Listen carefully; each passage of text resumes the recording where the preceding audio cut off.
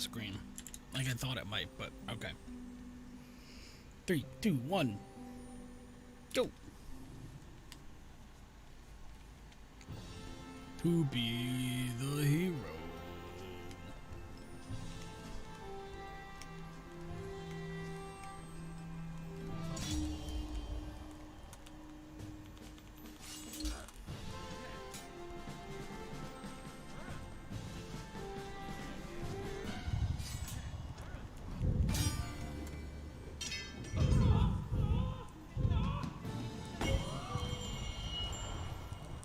Oh my gosh, you're like so cute.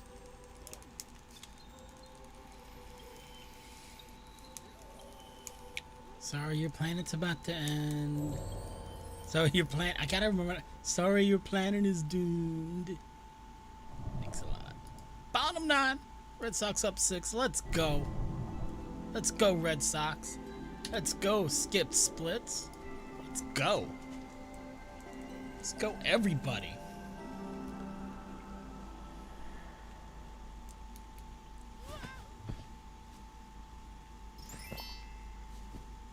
I want to be a hero.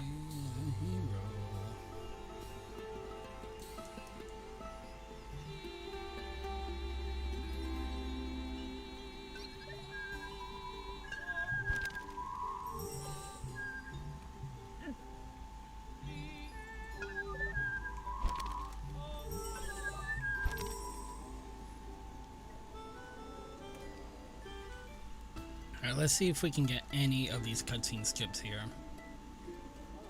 I mean, any of them would be nice.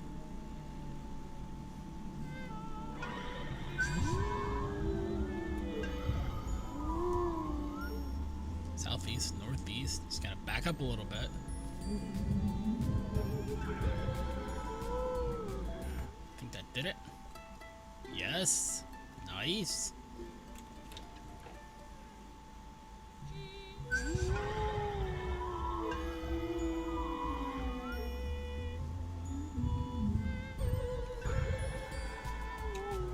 Alright, 2 cutscene skips, let's go. Rosa should be the easiest. Rubies, I should say.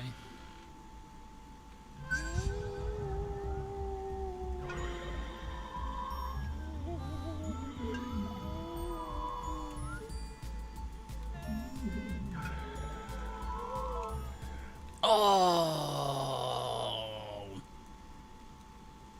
This is the longest one to miss. Oh. Man.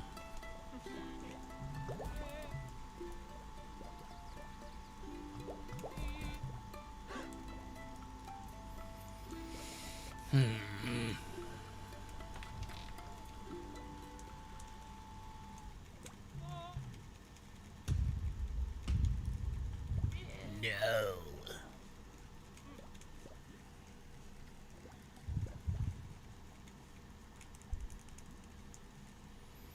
Bum bum bum bum bum bum bum bum bum bum bum. That's not the song though.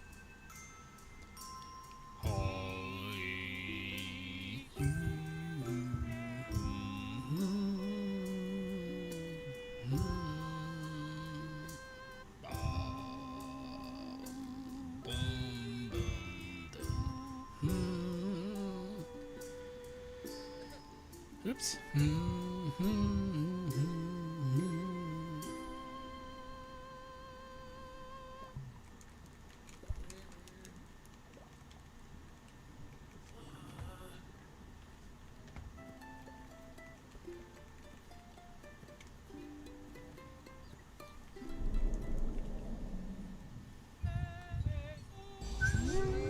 Oh wow, see, their music's different sometimes. I'm gonna have to write this one,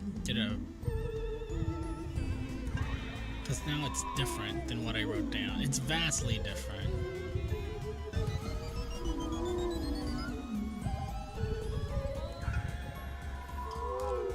So it's actually randomized a little bit on this one.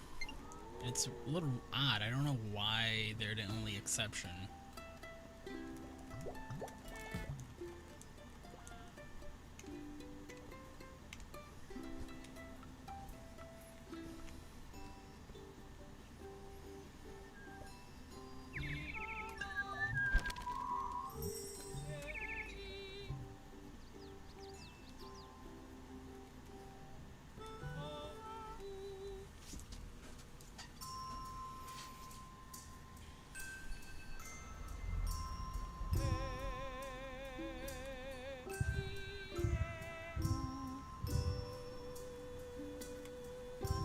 Oops.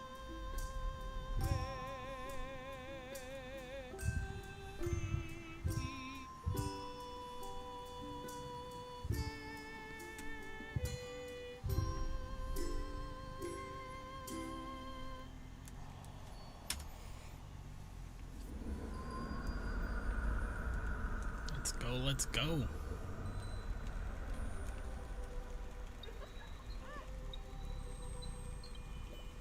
Live split, please don't crash on me, live split. Please don't crash on me. Oh!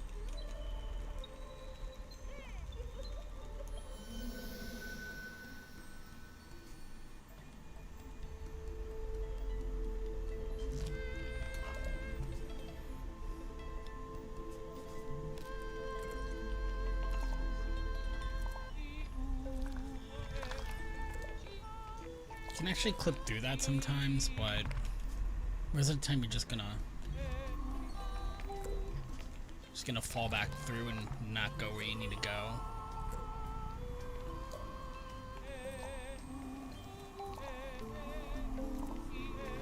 Oh, not this room. I'm over here trying to call birds when they're not here.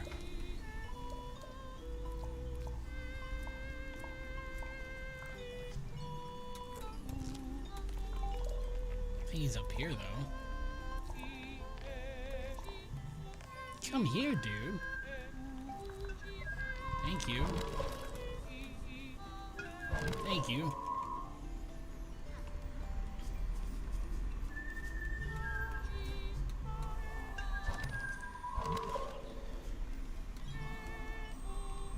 Come here. Really, bird?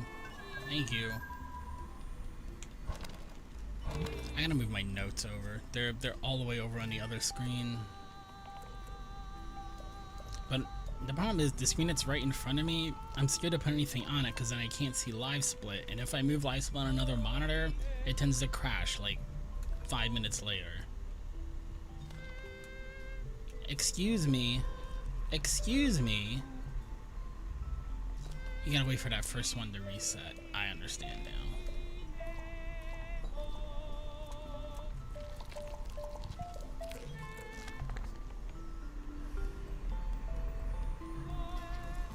Oh, sugar.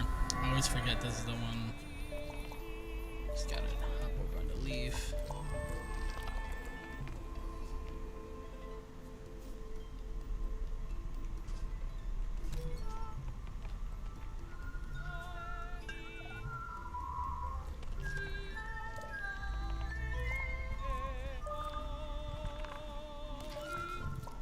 Jerk plant. Get me over here.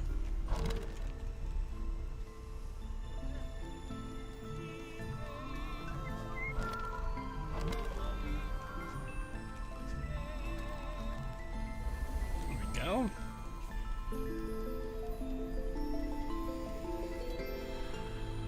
I just don't have enough room on this monitor if I can't move live split and stuff. What a pain. Shoot.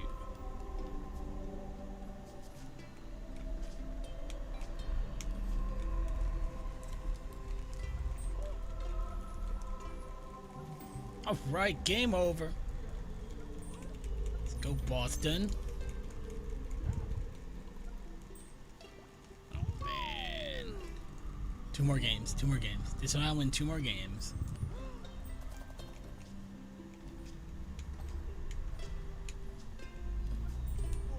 But they got home field back.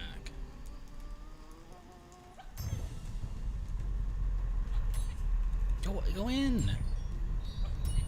Oh my gosh. This guy's really annoying. Left, left.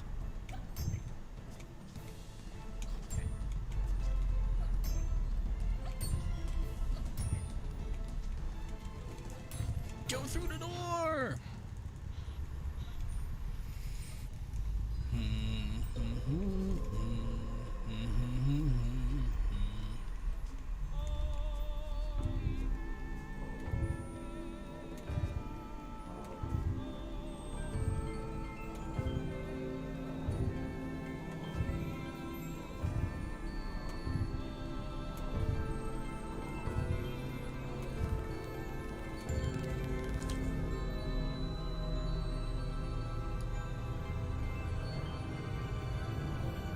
There we go.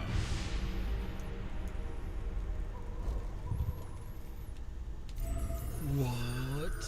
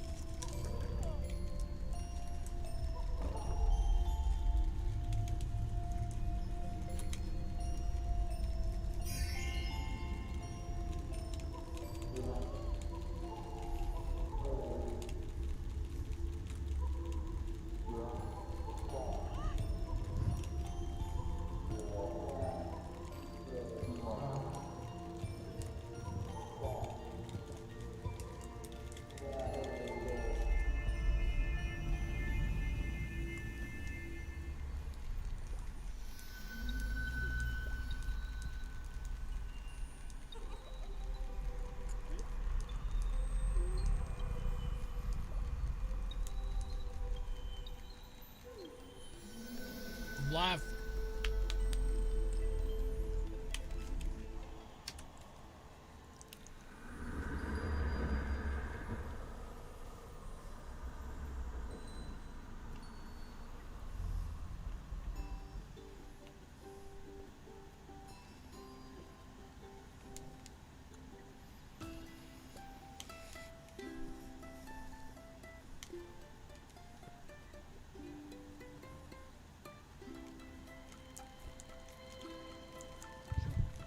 You've got to jump into that cutscene.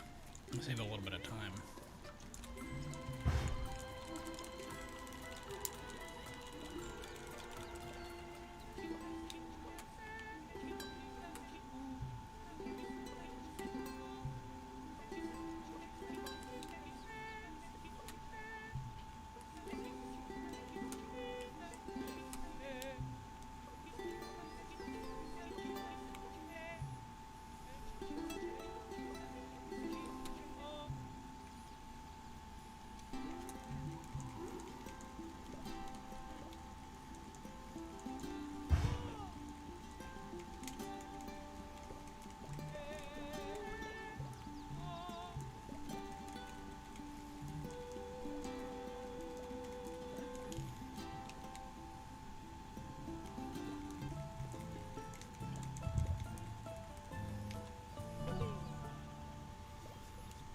Hold on to your butt.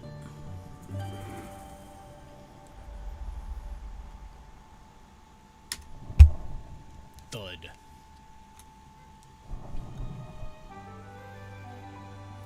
Monsters.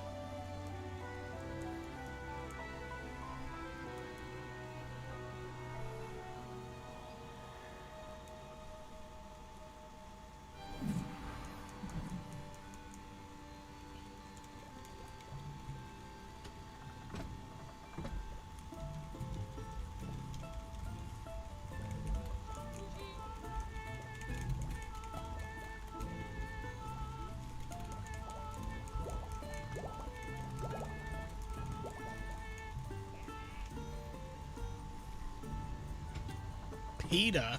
It's if you go all right, it's PETA.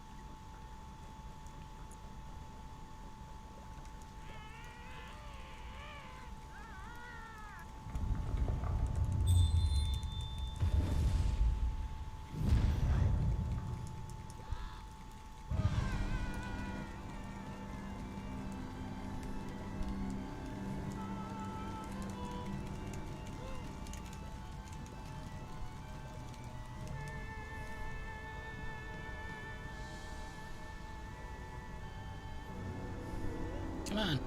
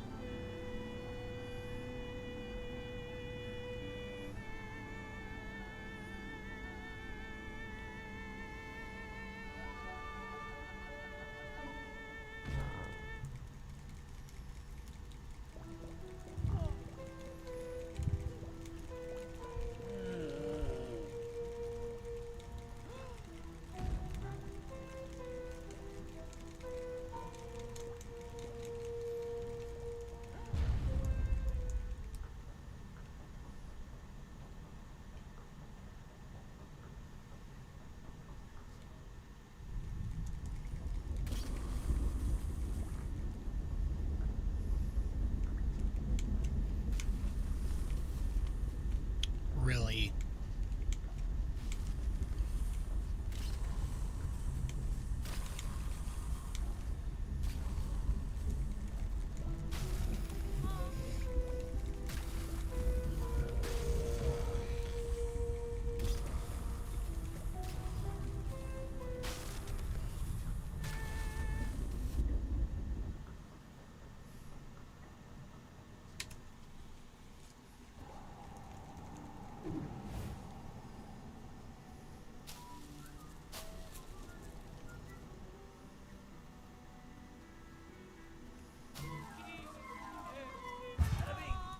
Bada bing.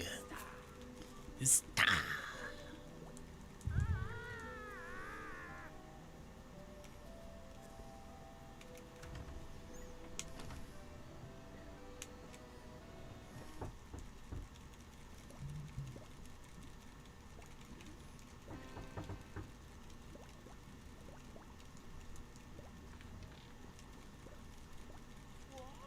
What?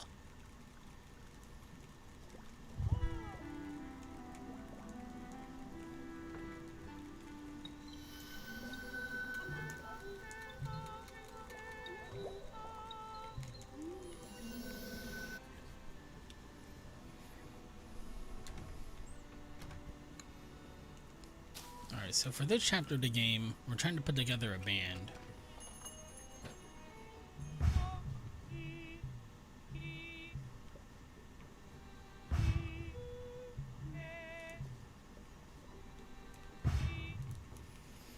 So I'm trying to recruit this violinist by annoying the everyone crap out of her.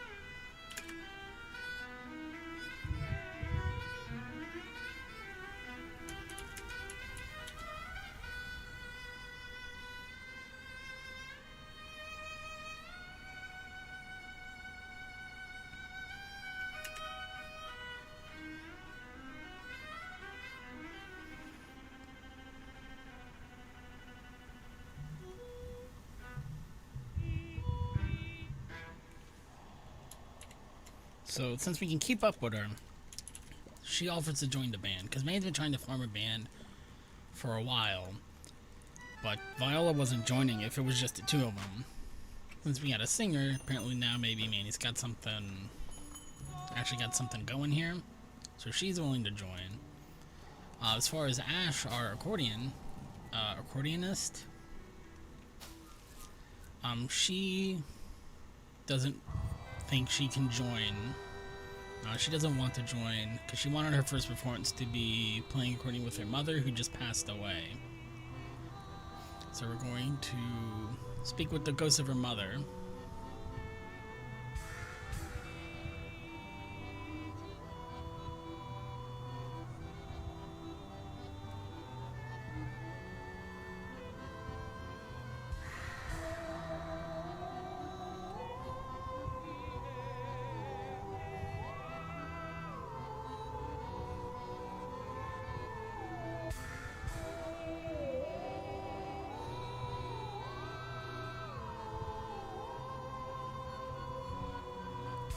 try to help the two connect and give her the confidence to join the band.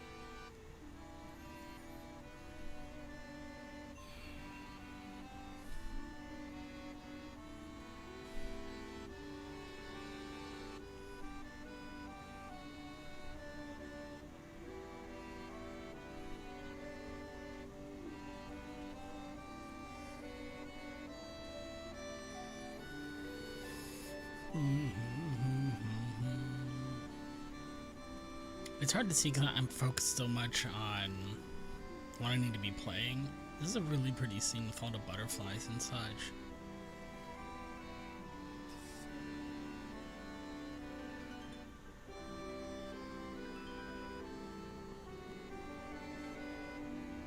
He's about to slip off the stick. There we go.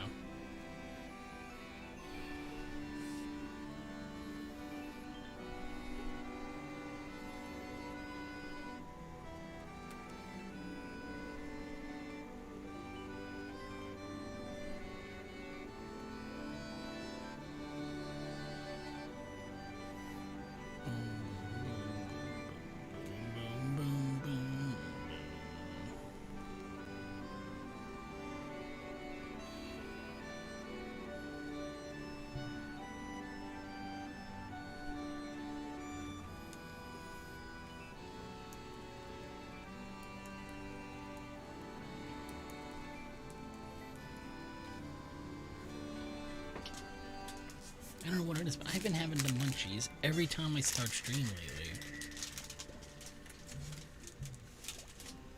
I mean, every time.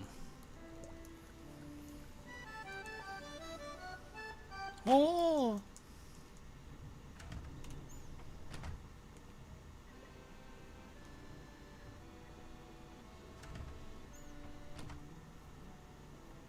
Oh, sugar. Jumped too far down. Hey.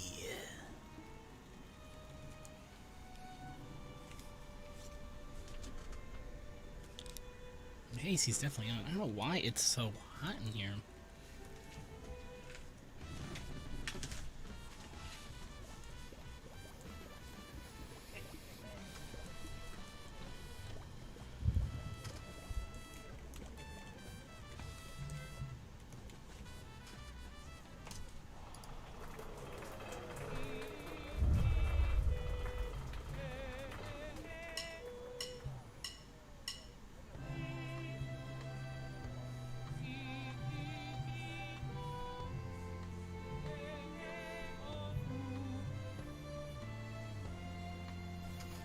I want to try and stay as far ahead of the music as I can.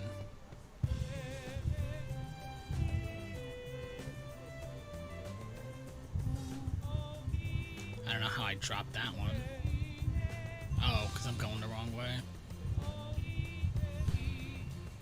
Well, I goofed that up.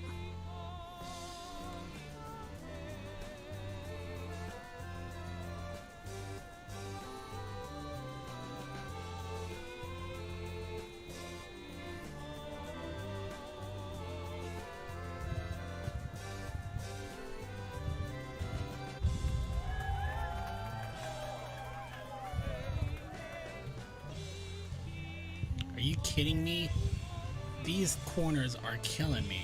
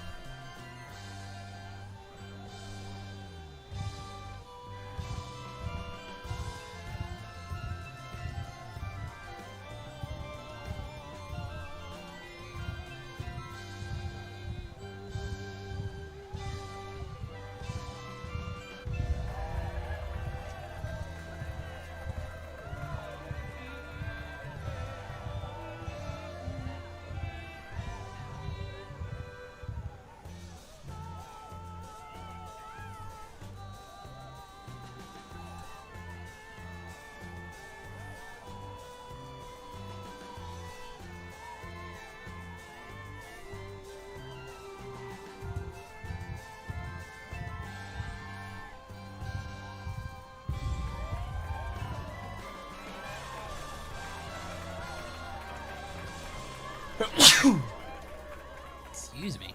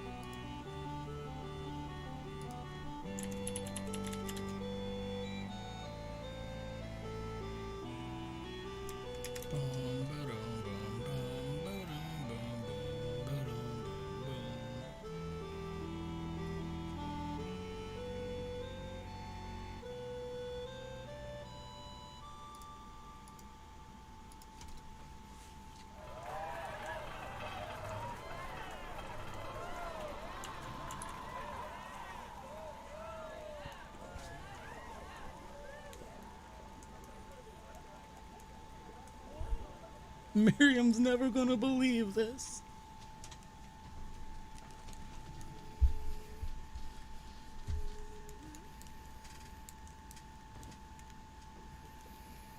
Miriam is such a speedrunner. Like, honestly, like, just, she really is the speedrunner in the group. All these side quests are stupid and dumb and lame.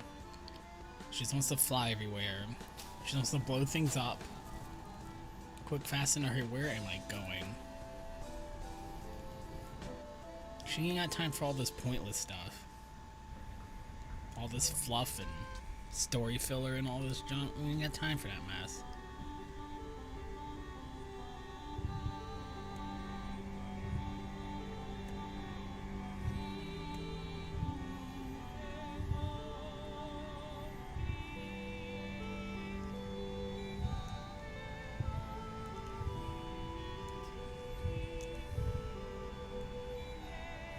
Too early.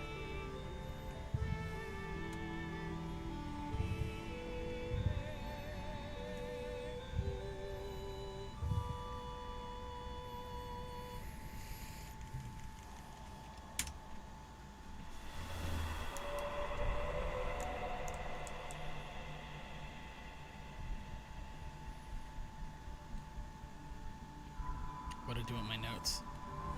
I don't need them here, but I need them later for sure.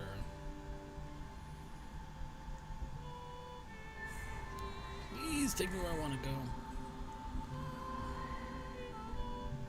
I see it. Okay.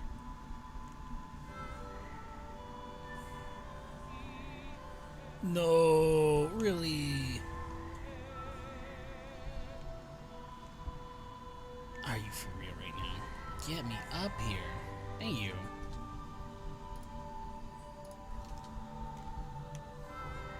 Get up there. Oh.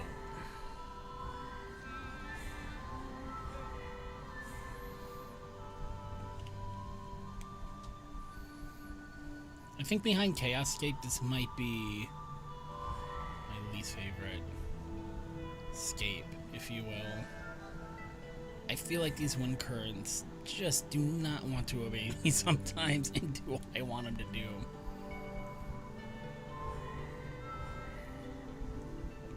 And it's certainly when I get the most frustrated in that isn't Chaoscape. Chaoscape is just very frustrating. Like right here, I just want to go up, but I gotta like snake around. Oh my gosh, get me over here.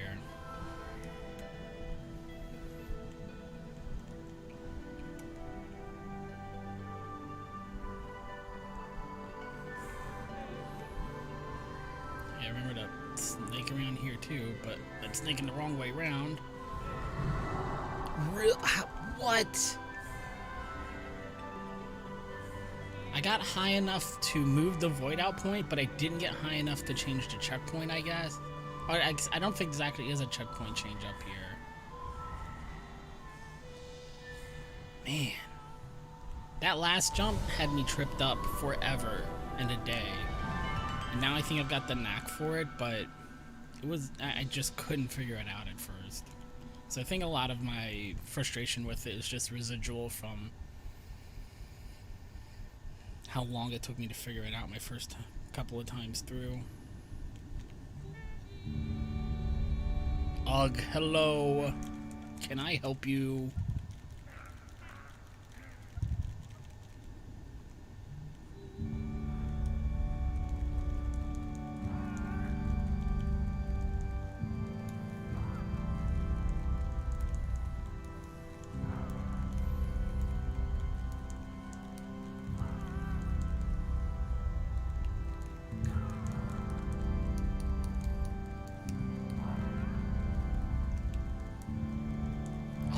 Right.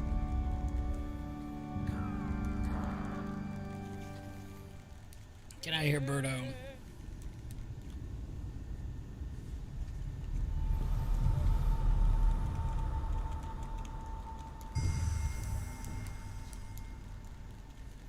Oh, I just realized.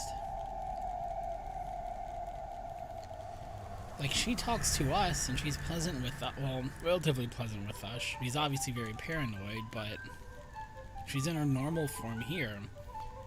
But I just realized that what the Dream King said is true. When she teaches us her part of the Earth Song, she loses her normal form, and she becomes that chaotic, creepy, evil monster thing that Audrey ends up fighting. No one, and that's why she wouldn't reason with Audrey. That's probably part of the reason why Audrey's so hell-bent on killing everybody, all the overseers. She really doesn't think they can be redeemed. Because she gets there too late. Though I guess this isn't the first overseer she sees, huh?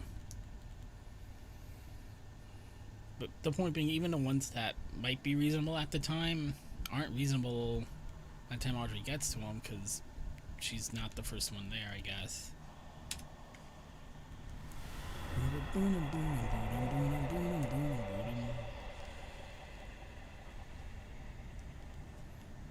I don't think it would have mattered anyway. She would have just started slicing and dicing people.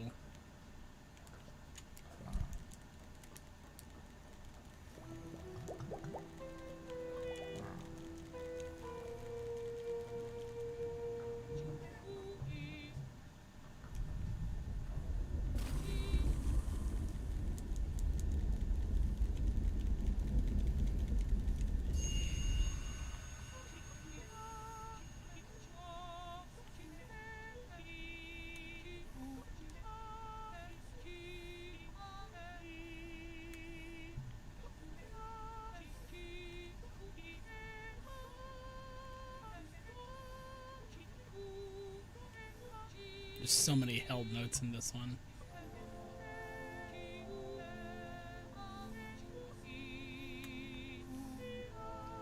There's really no point in speedrunning because of all the held notes of like face rolling it.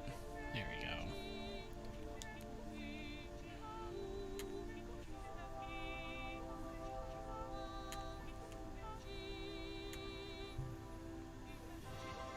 Can't see the notes.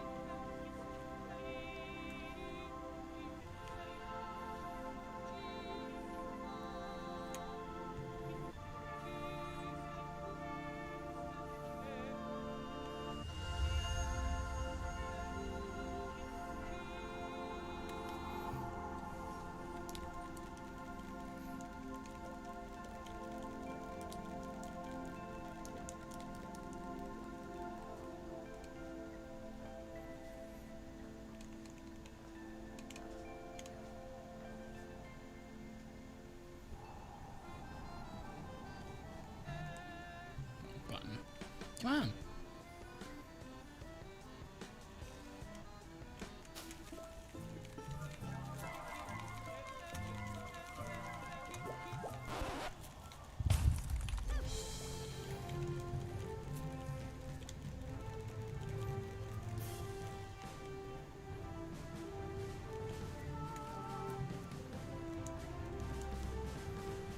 Look how happy we are now.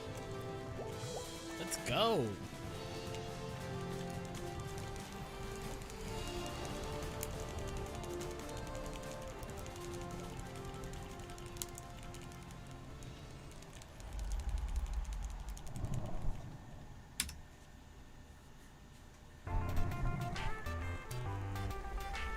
Look at all these skip splits. There was like 3 skip splits in a row. Look at that mess. Just did not split.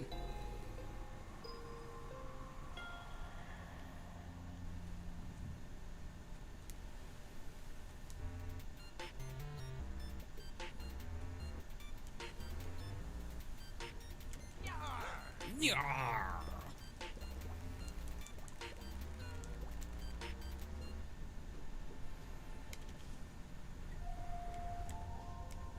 Get down here.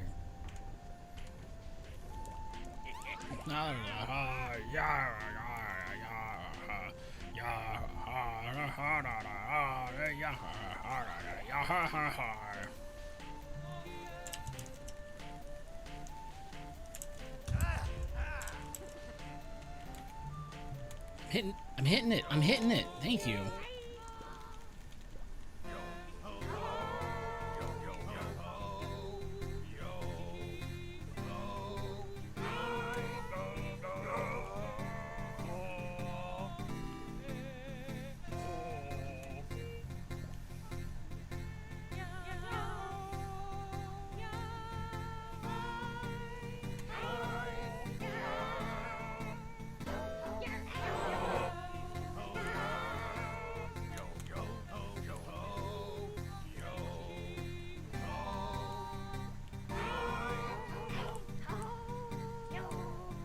There's a lot of held notes here too.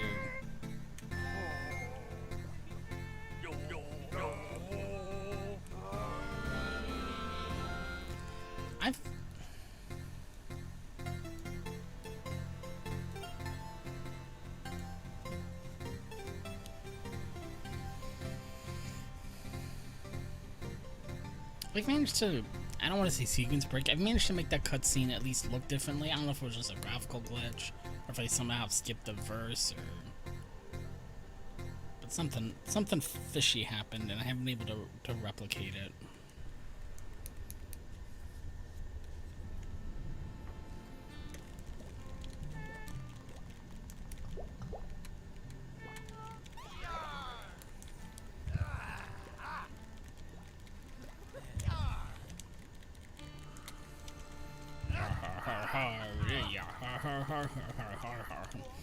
So our friend PETA, the bard, has never had a cup of coffee in his life. And we're on a boat full of coffee pirates. They're all just shocked by this. They're all waiting eagerly to see how we like our coffee. It's very important to them.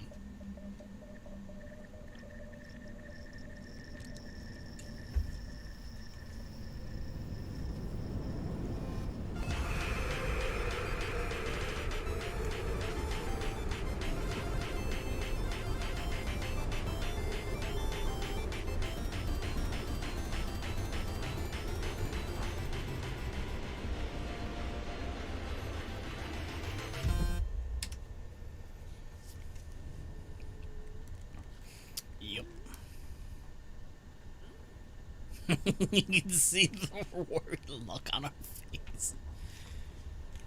Like, man, what happened last night? Because I don't really remember. That is a very troubled look on her face. Yar har har, yada yar har.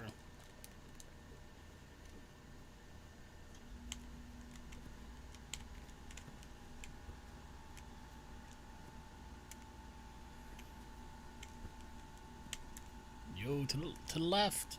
I got stuck. I think I might need to get some new Joy-Cons, because I got my console used anyway, so it may have more mileage on it than I'd like to admit.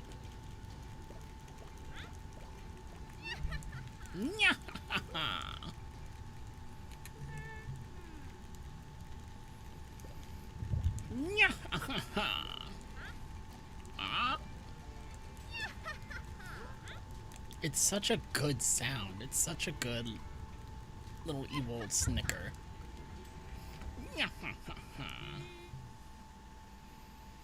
I know in the dev commentary it said, I think it was a friend who had done it, and it's just so excellent.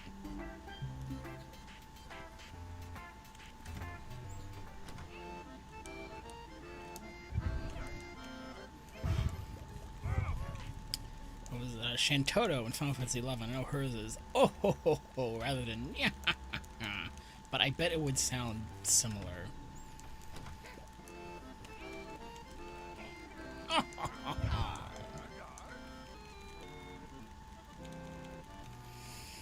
So we're going after the mermaids. The mermaids have the Overseer song, but they haven't been seen in years, of course, and nobody knows if they're all dead or if some terrible monster got them or so on and so forth. But our first stop's going to be the mermaid ruins, which are monster infested. There's a big evil monster there. We've got the grand adventure out before us now, as we go out to save the mermaids and bring them back.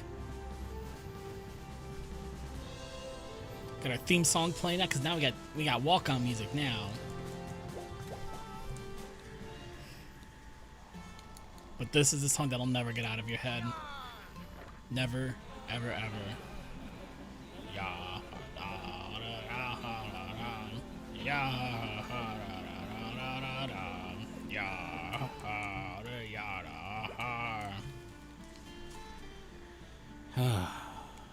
Goodness.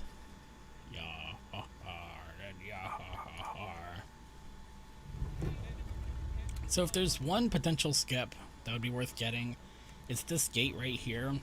If I could get on top of the gate consistently, it would let me say skip this entire mermaid cave, which would be a pretty nice time save. And you can almost do it. Like, the game will just tease you with how close you get on being able to get up there. It just won't let me get it though. It'd be so nice because it'd be such a nice time save, and it feels like it's right there, just right out of reach, waiting for somebody to find it. But oh fudge,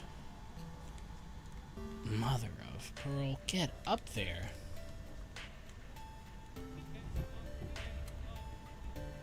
Alright, hold on, let's slow down a little bit. There we go. I guess it doesn't have to come all the way down, but I always put it all the way down. No.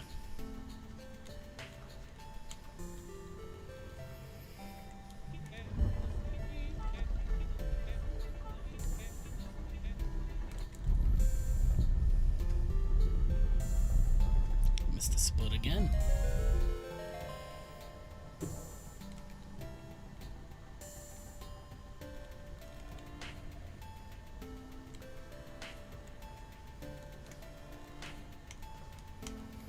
None of the rooms here have a good skip either. There's one room where you can kind of clip through a little bit, but it's not the biggest time save in the world.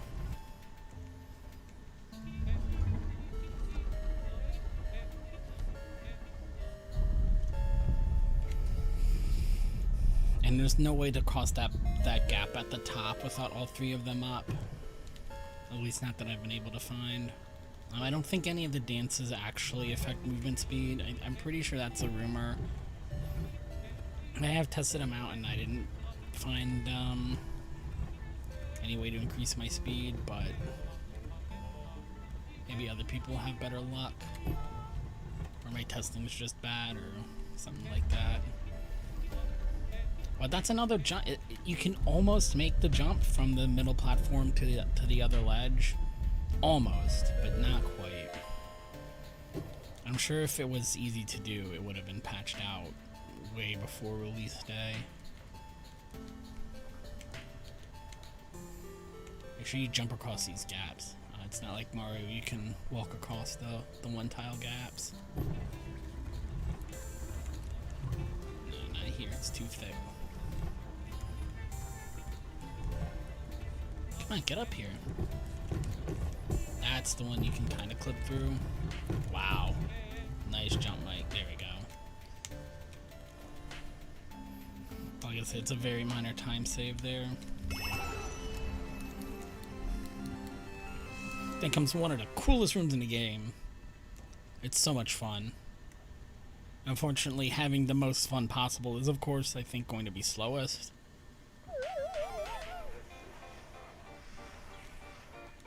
Because I want to be going downhill as much as possible, so I don't want to raise any of the optional lifts, for sure. I don't even think I want to get airborne. So I'm going to have to test out this part. Figure out which way's actually fastest.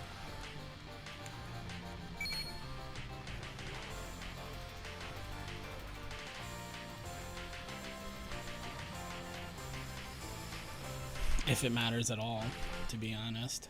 It may not matter. But see, if we could get on top of the gate there, that little guy in the mask at the bottom will actually send me all the way back to the top of the hill. And I'd be able to get right to the half of the mermaid's tier that's up there. Yeah, ha ha.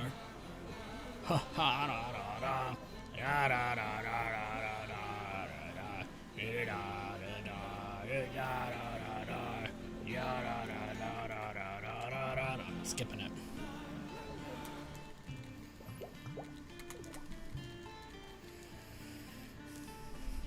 So there are 2 locked doors here at Turtle Shores, and the clues for how to unlock them are hidden throughout the area here. You can see the bird there with the yellow beak pointing to the right, because we're going to need a yellow nut to unlock something. You'll see a couple of arrow sign points, the blue rock there, so on and so forth.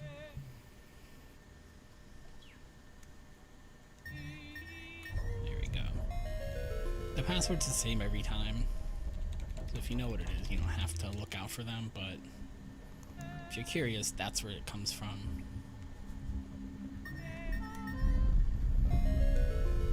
I still don't know where that red flower is. I found the other 2 very easily. I have not found that red flower for the password here. That's when my casual playthrough, I actually guessed it right first try, but I have no idea where it actually is. I got both halves of the mermaid's tier. Yeah, we're going to bring her a fortune teller so she can divine the location of the mermaids. I feel like I've made a wrong turn. Have I made a wrong turn? No. It always feels like I'm going the wrong way for some reason, because I don't expect to be going up so high when I'm going to the beach. Yar!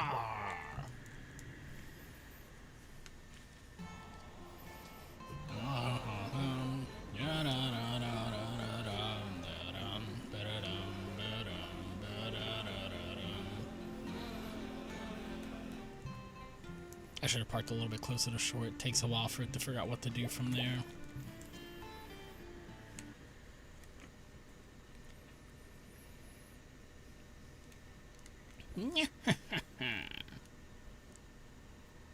It's so good. It's such a good laugh.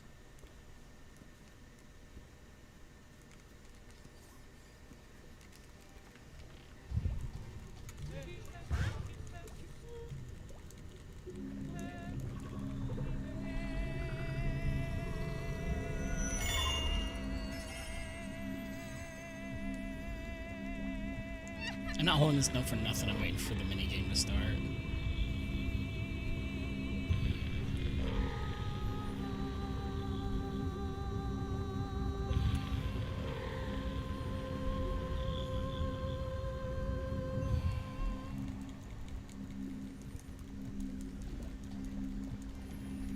Now, unfortunately, even if you know where their mermaids are, you can't go there ahead of time.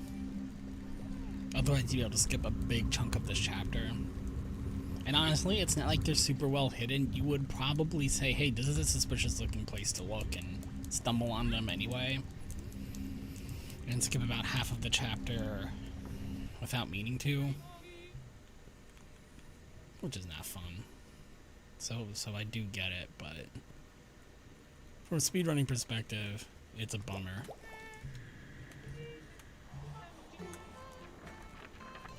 Oops, stop hitting buttons, Mike. Our crew is missing. What's going on? I'm so confused. Oh noes! Everybody but Miriam's been tied up.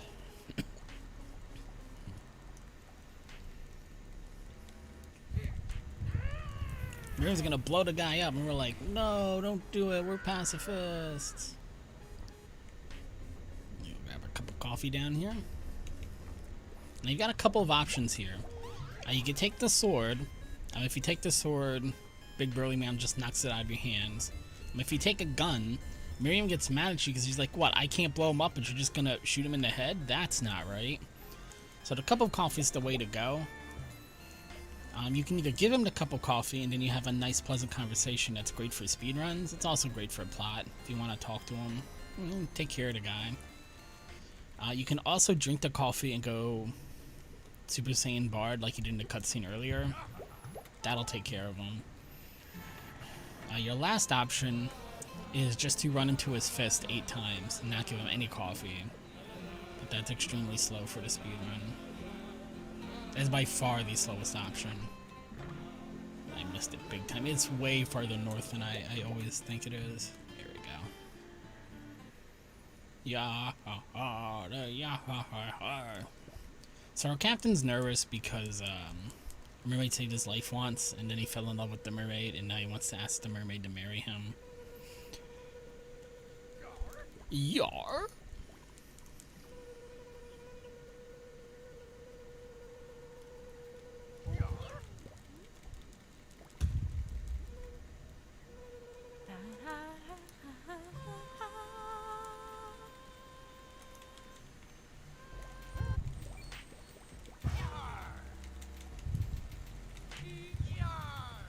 Yar!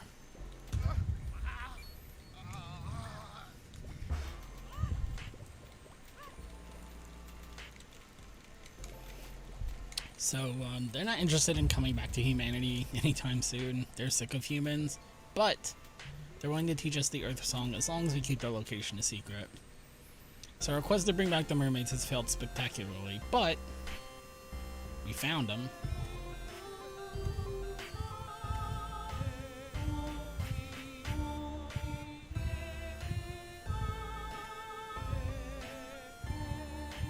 The song's very catchy too.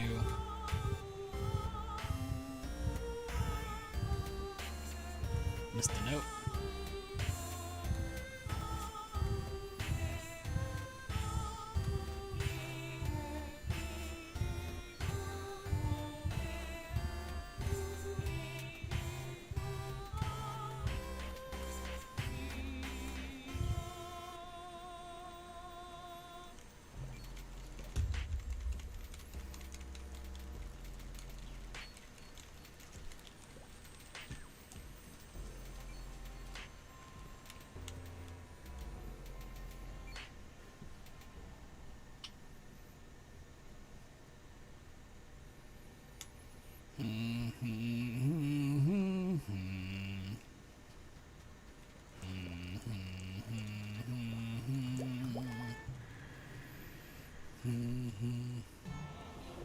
You notice the song's just a little less punchy now.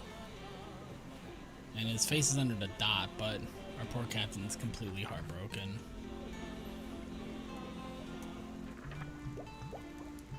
So he's not singing. And Miriam never sings. She was never part of the song.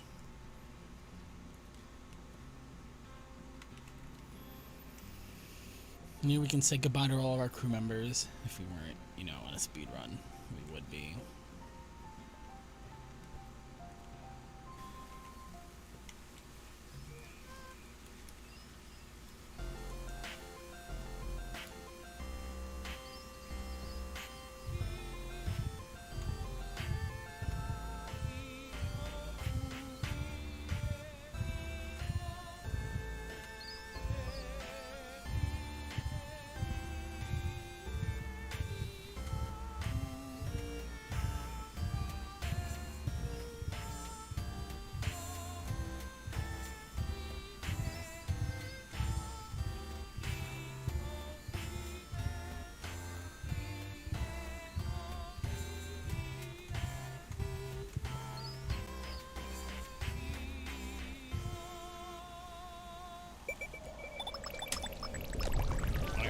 So, Chaoscape is by far the most frustrating place to be.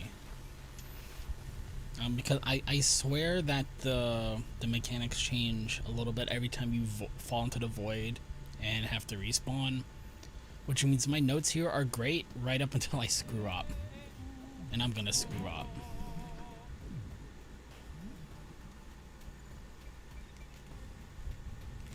Like right there, I hit left. I forgot. I haven't written down notes for this one because it's supposed to be so easy that I don't need them. There we go.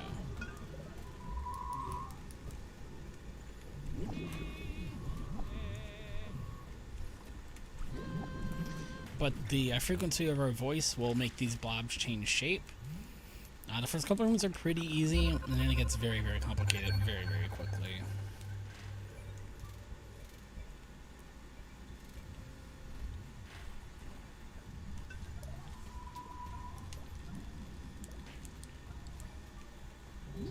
Oh, did you see that mess?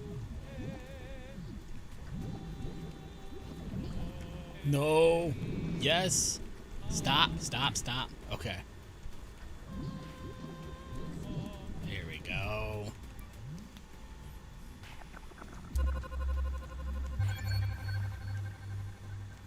Alright, so for the down third key, down left, then down to cross. Let's see if it stays true. No, stay.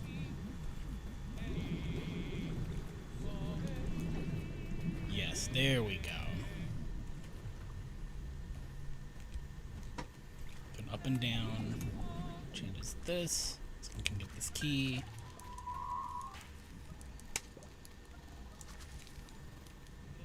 Oh, fudge.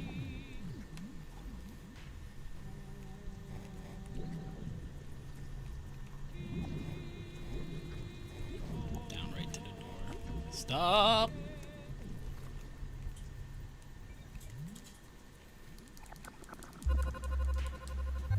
It's going pretty well so far in the Chaoscape. But the next room is the tricky one, if I remember correctly.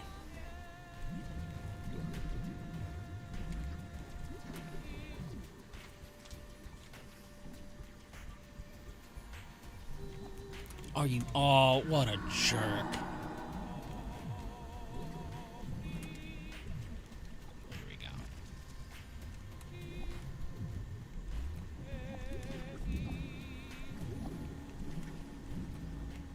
Oh, are you serious? Bounce, dude. Doggone it.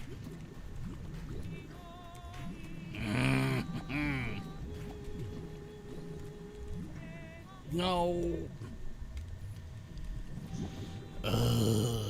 There we go. There we go.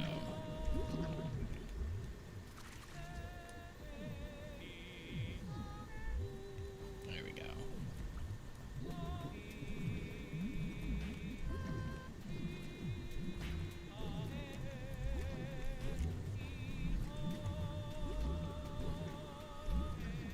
No. No.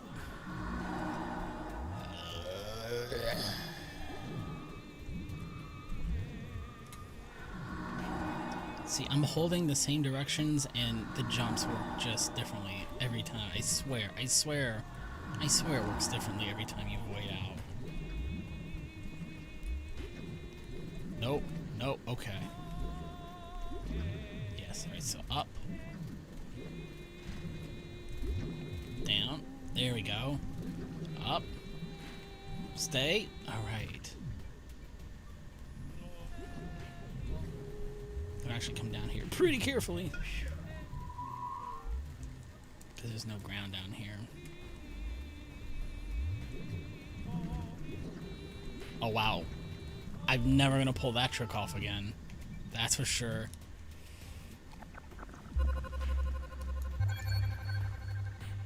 I think that's it for Chaoscape. The last room's pretty much a gimme. Yeah, it's just up and down on the stick. Climb. I'm still gonna fall somehow. There we go.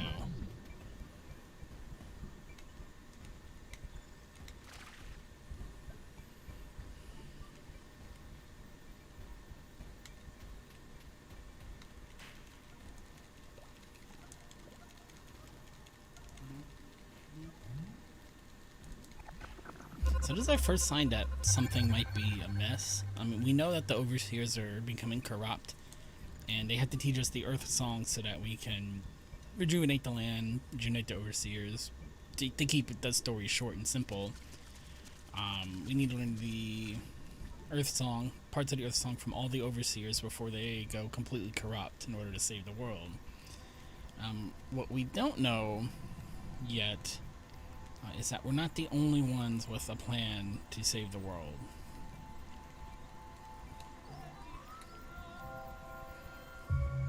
But as befitting a fishy sea-themed place, here's the Windfish from Link's Awakening.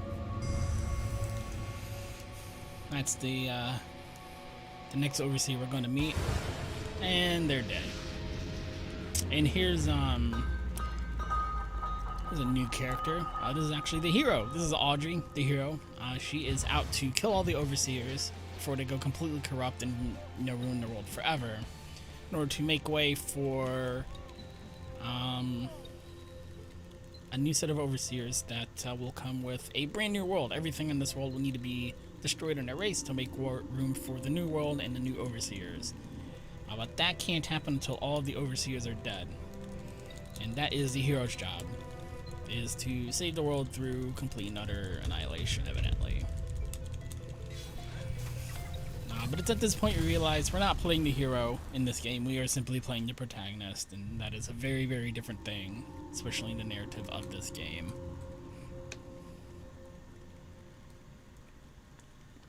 Those are very, very different titles to have.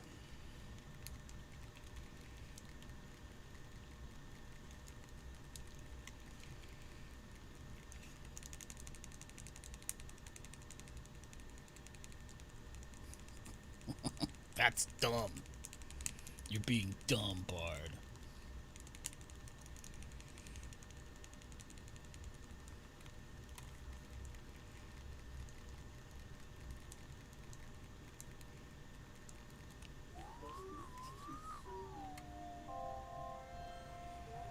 So learning the song here is pretty neat. It's not about playing the right note, it's about maybe finding the right frequency and changing my notes at the correct frequency to match these spinny wheels. I know this last one's just go ham on the right stick.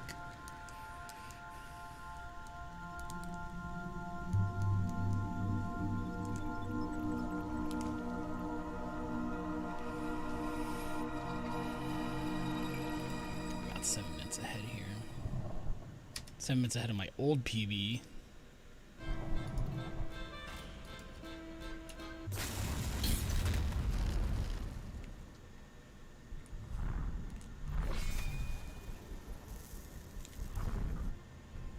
So there's a little bit of a wrong warp skip you can do here. I'm going to take a death at a particular point.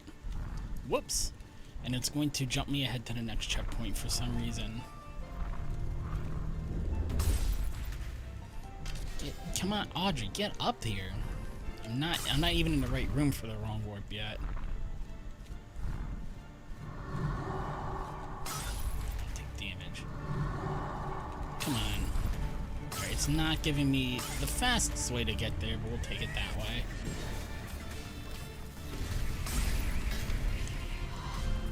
So now I don't want to die again.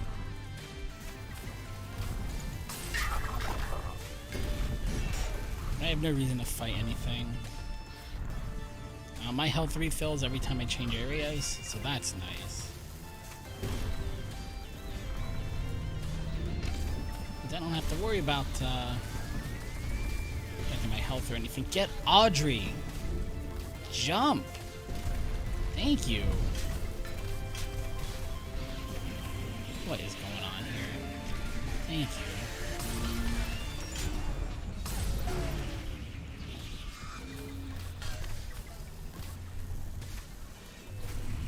Oh my god.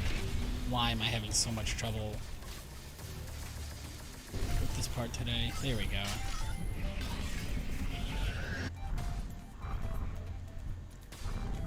Come on.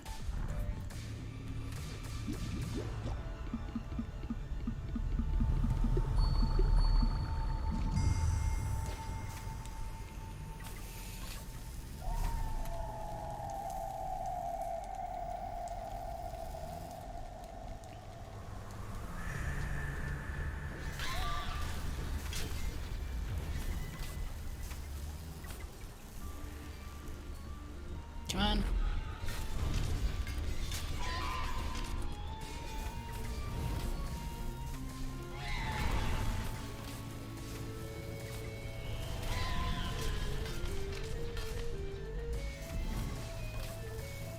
Try to be more aggressive and jump off. I don't think you actually take fall damage if I remember correctly. You only take contact damage. Yeah.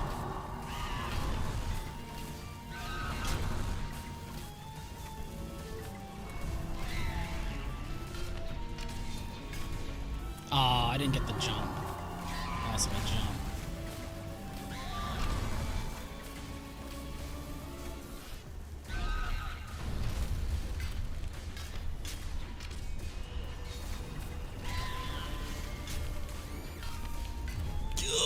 Did I get it? No, are you kidding me? Oh, I can't believe that wasn't the kill shot. We're gonna save some time here regardless.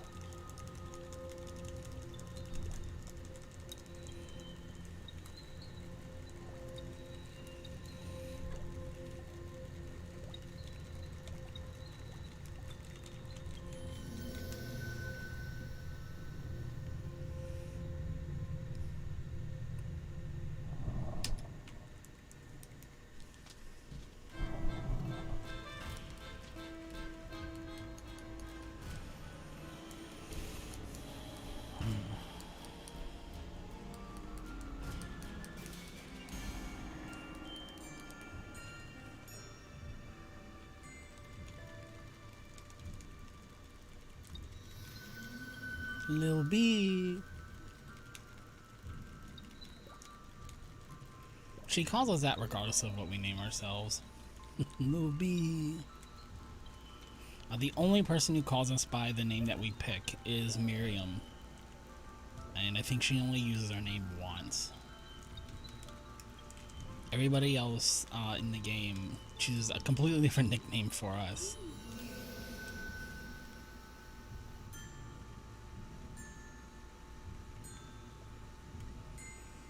Which is a cool way to script around not knowing when people are gonna name your character.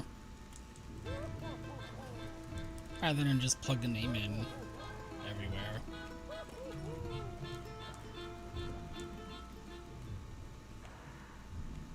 Everybody's got a different nickname for us. Come on, to the right. Let's go. So this is the only section of the game that has a time of day mechanic. We're in this dark, depressing town. That's actually where Bard's mother lives. And it turns out Miriam's already found out what the Overseer song is for this area. And it's a lullaby that our mother used to sing to us since we were a baby. So we already know the song.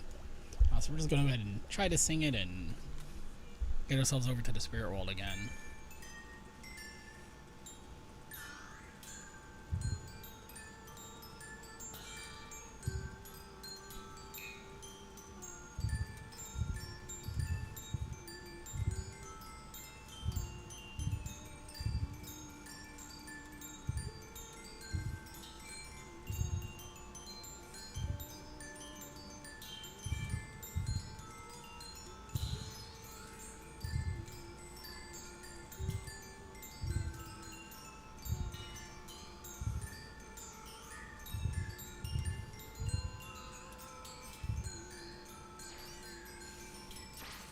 And as you might imagine from how it sounds, it's not going to work. One, we're way too depressed for it to work. Two, there's way too much smog. We can't actually see the focal point. So we need to do something about the smog, which means we need to find a way to shut down the factory in town. And that's not a job we can do on our own. So we're going to recruit, I've gone the wrong direction. We're going to recruit a couple of party members to help us work from the inside to bring the factory down.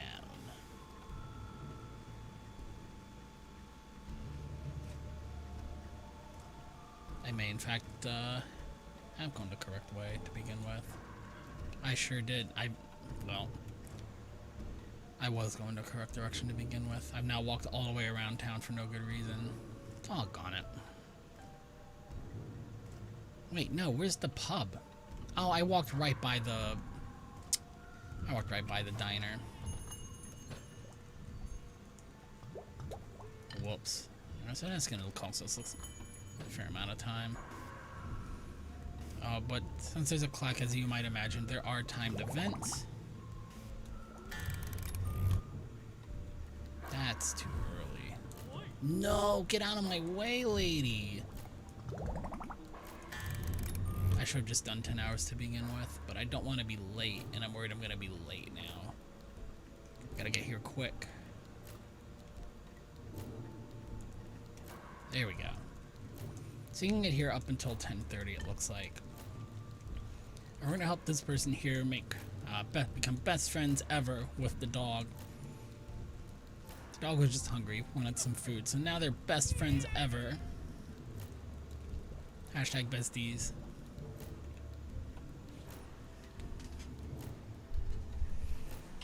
I'm gonna change up my pattern here a little bit, because I'm still gonna be ahead of time for the diner. So I'm gonna go ahead and make my rounds. I have to jump across the rooftops to get to one character who's on a roof. But in order to start my lap on the rooftops, I have to start all the way over here and loop my way all the way around. I hope I don't fall. It's not a hard platforming section, but you're a little bit ahead of the camera sometimes. And until you really get used to it, it's hard to see exactly which platform you're going to land on. Are you joking me? Oh, I'm really upset by that one. Oh, that's really frustrating. That was the last screen. It was the last jump. That's really frustrating.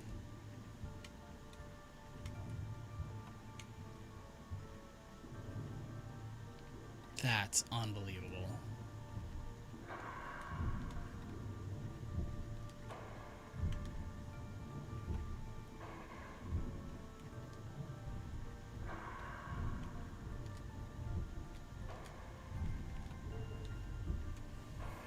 The last jump I had to make.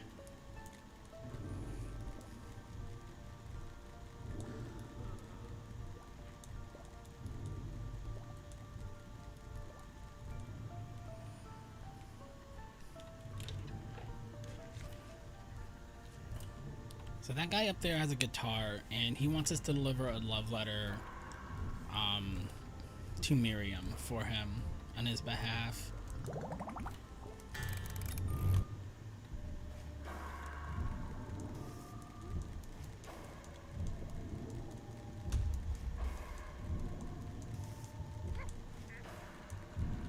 Which we're happy to do. Gross.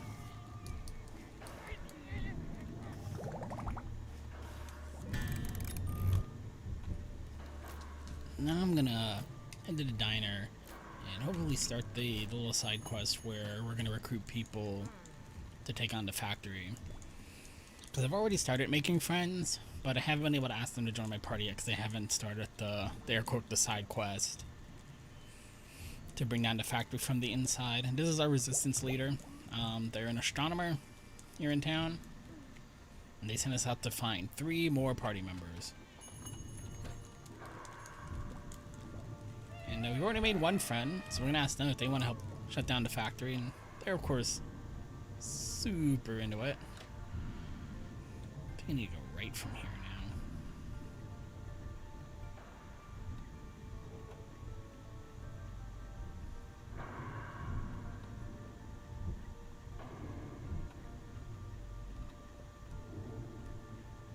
Maybe I should have gone left.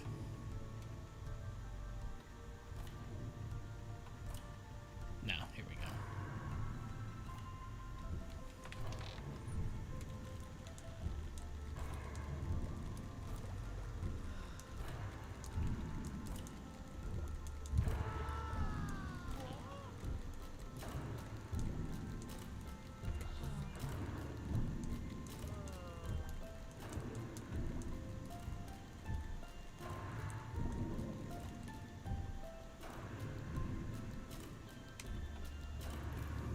We're gonna get Miriam in our party.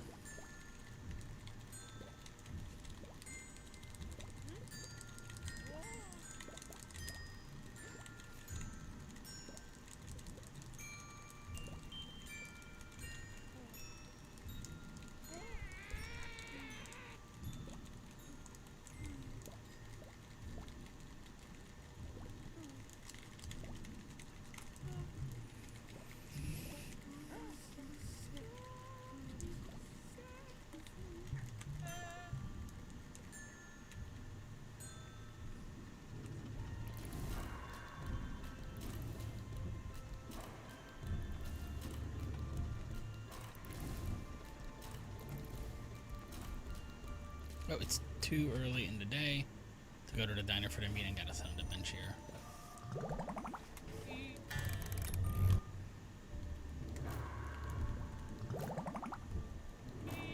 That's doggone it. I meant to hit 4 hours.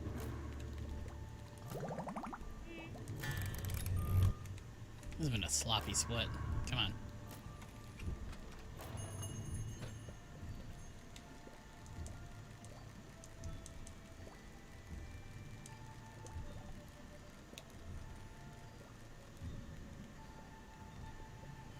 Alright, so we've got a very, very complicated plan for how to bring down the factory.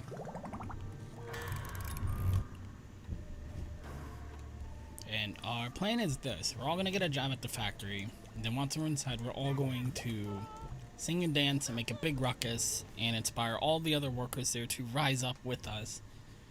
You basically bring the factory to a screeching halt. Long enough for the Baron to take time out of his busy day to talk to us. Now we're going to do this by having Bard synchronize his singing with the singing of our friends.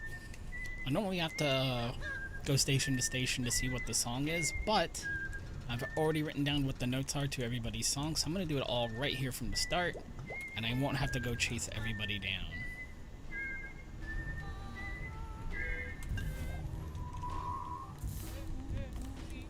See, once you play their song, they stop working, and Miriam's got an awesome little beat going here.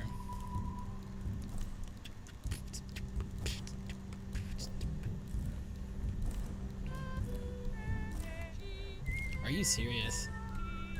Thank you. Got the Guitaru Man going now. Not sure if that's the steps so we can go find everybody else.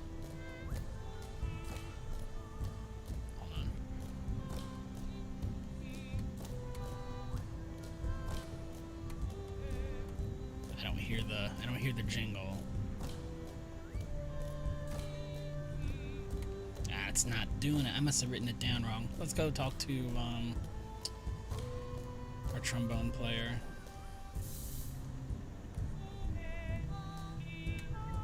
Alright, I got that one. Where is he?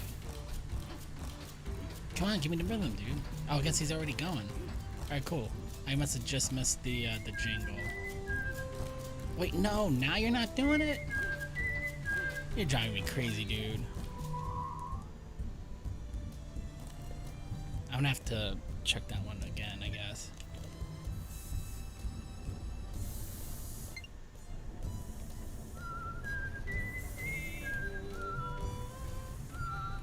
There we go. Yeah, he's already playing his accordion there. Got the trumpet going. There we go. Now we're just gonna wait for the song to finish.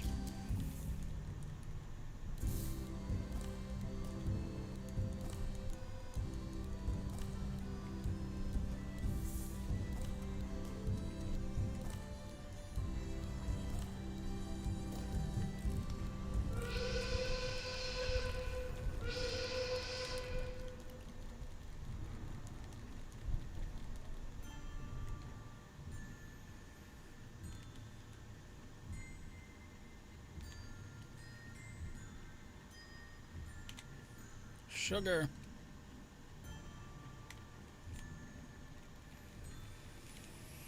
Now if I time my jump right, I can tap dance in the Baron's desk on a threatening manner, just like this. Oi! Yo ho! Oi, shut down the factory, we say. And he's like, but why? I make toys that bring joy to all the people. And we're like, yeah, but the smog sucks, dude. And he's like, alright, you're right, I'll just shut it down. And it's just that simple. Power of song and dance prevails once more.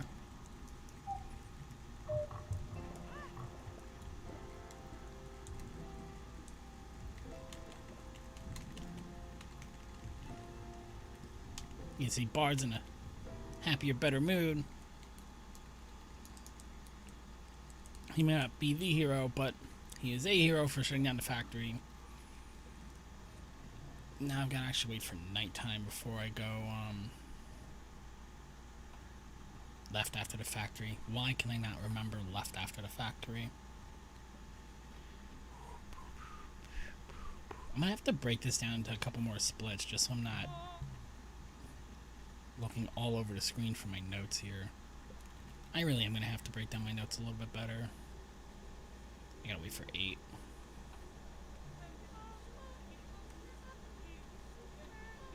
There we go.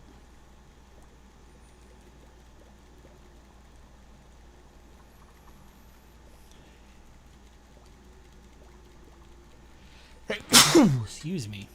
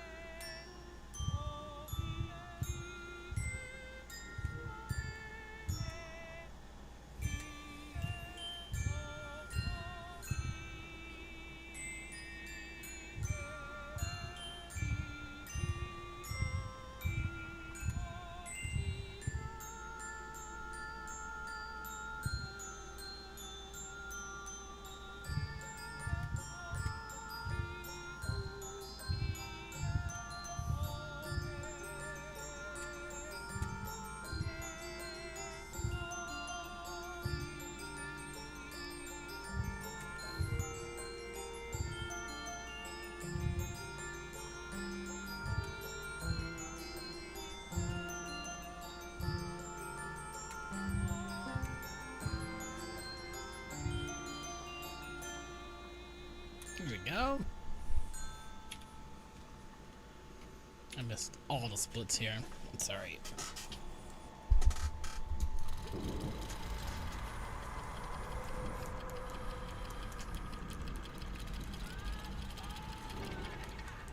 Brains!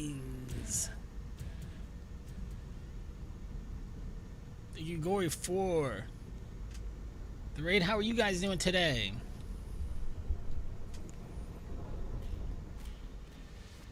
Oh. Thank you very much for the bits.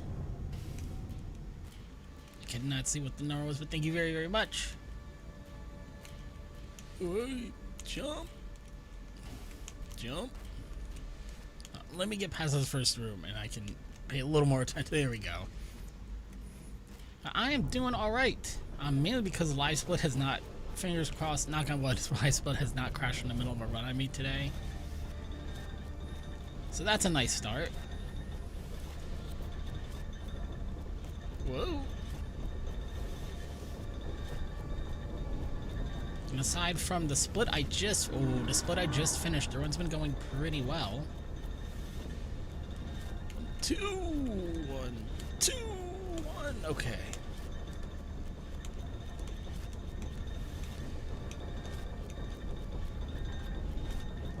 If you haven't played this game is called Wandersong. We are playing a bard who is off to try to save the world, despite the fact he is not, as we've just recently found out in the game, we are not the hero. We are not even a hero. We are quite simply the protagonist of the game, which is a very, very different title to have. And despite the fact we're not the hero, we are going to do our best to save the world through song and dance as best as we can. Our main rival is Audrey, who It's not just a hero, she is the hero. You know, capital T, capital H, the hero. Oh my goodness, can I get down here, please? Oh, that was cheap. There we go. There we go.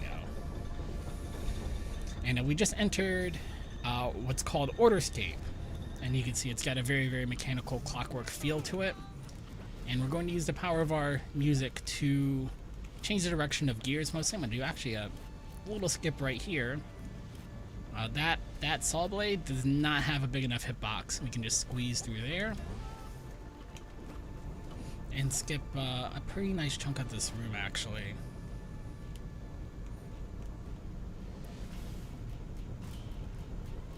Back the other way. There we go. I could have hopped down a little more aggressively, I guess, there.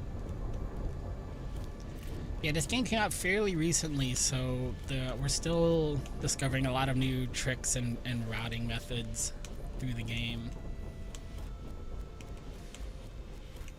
This area in particular, if there was any way we could get ourselves out of bounds and on the rooftop, it would be a huge time save, because we'd be able to skip all of the gear changing mechanics. But I haven't seen anything even remotely close to being able to do that. It's just a pipe dream at this point. But there is a certain rhythm to this section that makes it fun to play. I gotta make that a little bit slower. There we go. Boom, boom, boom. 3, 4. Oh, I jumped too late. 1, 2, 1, 2, 3, 4. 1, 2, 3, 4. 1, 2. There we go. I'm gonna speed it up here so I get more momentum from this.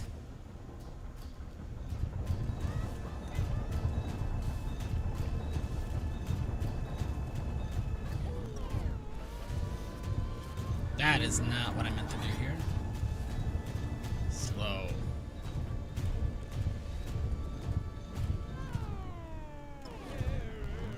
Now if I hold the note, then the gears stop entirely. So I can sneak through without getting squashed. And now we're gonna have fun with moving clockwork platforms.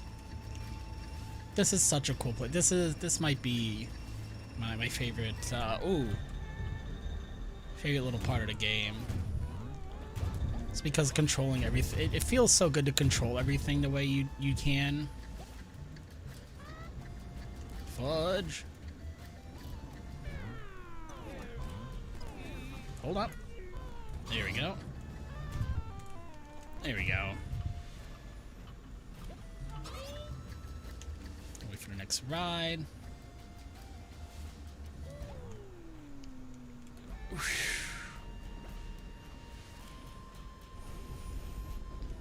Yeah, this is it's a super fun platformer with you do so much with the very simple singing mechanic. He has I think he's got like 3 full octaves of music notes to play from. So if you really wanted to, you could actually have a lot of fun just playing music in the game. And we're a little bit away from it now, but there are a couple of places where you can create a tune for like a shop or for a band to play, things like that. But again, we're in Orderscape, and as you might imagine from a place like this, we want to come and see the Overseer, but we can't just waltz in. This is Orderscape. There's an order and a method to doing things. We need to make an appointment. Appointments for business. We got a party of 1. I like my tea with cream. And now I'm gonna go see. Nope, can't go see her. We gotta wait in line. You gotta wait in line. You can't just cut in the front of the line. You gotta wait in line. And if you think I'm joking, I'm putting the controller down now. If I sing, the whole sequence starts over. So we're just gonna wait.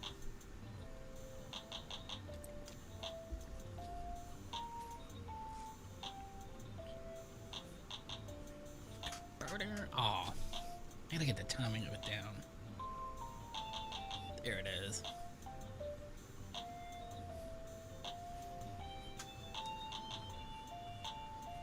Now I can dance. Dancing. I can dance in line.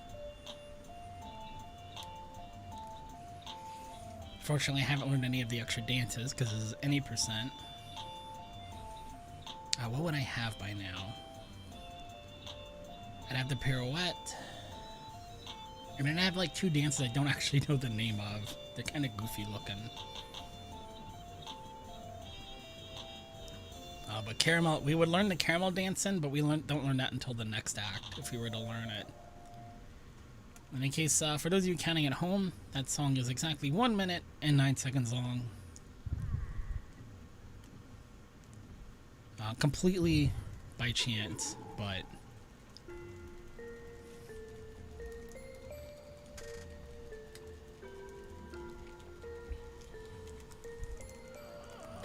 cuckoo. That gets me every time. Cuckoo, cuckoo. So now I'm about to see the 2 different sides to all the overseers, because I know some of you might just be joining. Overseers have kind of 2 forms to be in, and part of the problem is that the overseers are becoming corrupt and unable to maintain their normal, friendly, pleasant form. So you can see the 2 sides of them here. The Dream King is the kitty cat in the chair on the right, who is, in true cat fashion, trying to avoid all responsibility of trying to save the world. And here comes Audrey. Audrey just killed one of the overseers. There are 2 potential methods for saving the world. Either one, we have to unite everybody in the world to sing the Earth Song, which means we need to learn all the parts of the Earth Song from the overseers and get everybody to sing it in unison. Which, as you might imagine, is quite an ordeal, getting everybody to do the same thing at the same time in a world that is plagued with war and infighting and so on and so forth. The other option is to kill all the overseers so that there are no overseers and the world can become a clean and blank slate for the goddess Aya to write a new world for us, create a new world for us. So Audrey, the hero, is on that part of the mission. She is trying to kill all the overseers to basically restart the whole world. It is a very complicated game for how simple it plays. It's not like a super complex puzzle game. If you're looking for like a really challenging game, you're gonna want to look somewhere else. But there's a lot to the story. There's a lot more to the story here than meets the eye on the surface. And it's just so much fun to play.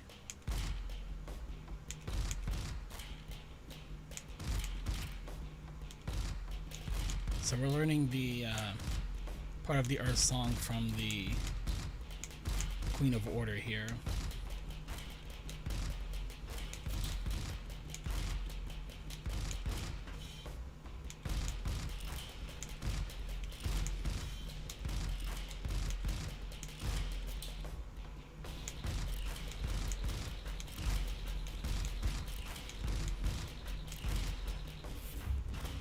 This big cheesy grin on our face.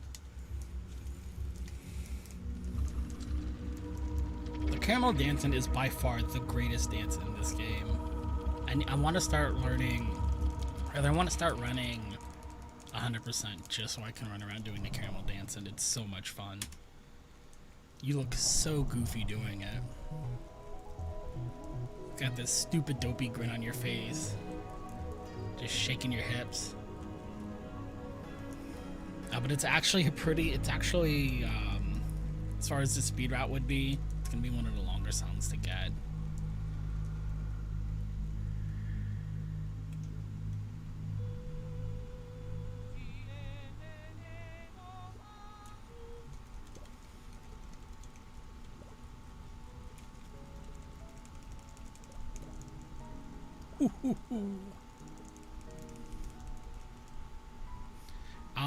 This is actually an old PB. I actually PB'd yesterday, got a 3:42, I think, and then live split was just crashed. Like I think 35 minutes into the run, I was like, forget it. I'm not restarting now.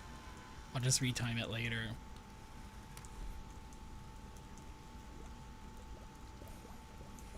But yeah, I think you could get down to about 3:40, 3:35 somewhere in that range.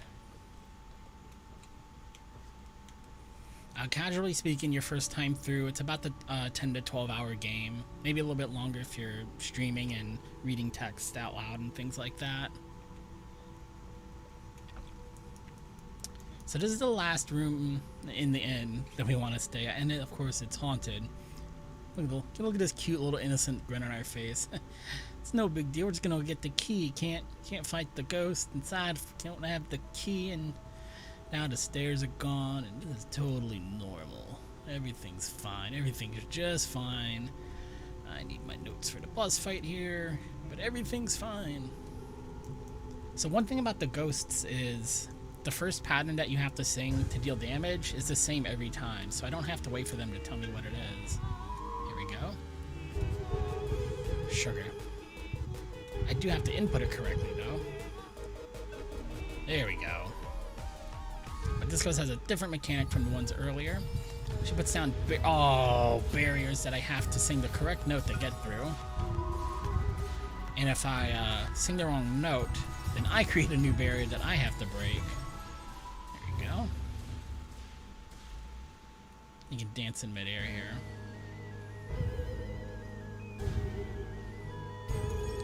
This section is actually not too difficult. Just because you can see what's coming before it gets here. What you do not want to do in a casual playthrough is decide to save your game at this point and then quit for the evening. I don't know why you would do that. Oh, I was a little bit off of center there. But if you save and come back at this point in the boss fight, you are, at least in 1.0, you would just continually respawn when you reload the game, and you would be stuck. It's probably been patched out at this point, but don't mess around with it. Yeah, it completely soft locks your save. Like you would either have to start over or use, oh come on, use the scene select code.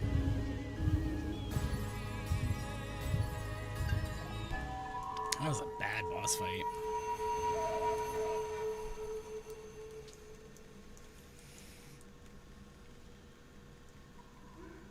Yeah, I'm pretty sure it's been patched out by this point because a handful of patches have come out, but I found that one by accident. And I don't think it even happens all the time. I think it only does it if you're being really obtuse and you're like, go off screen and then you try to save and reload your game. Like it's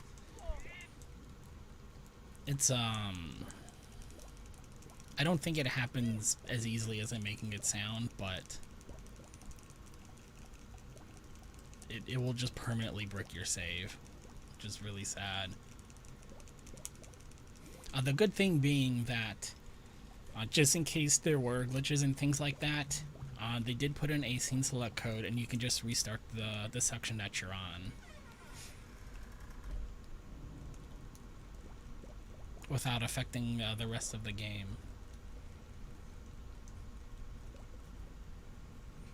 Which is nice because there were a couple of nasty game-breaking bugs, like on day 0 when the game first came out.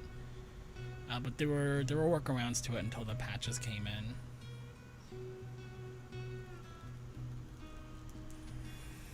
Alright, so we've got to get through this wall and get to the nation on the other side. We're making our way to Zayatan. There's a big wall in the way. When we have a broom, we could fly over it. Or Miriam could just blow it up. Miriam's our very, very grumpy witch friend, by the way. Now, she's eternally grumpy, always in a bad mood. But she seems to like us. She hasn't tried to blow us up yet, so that's a good thing.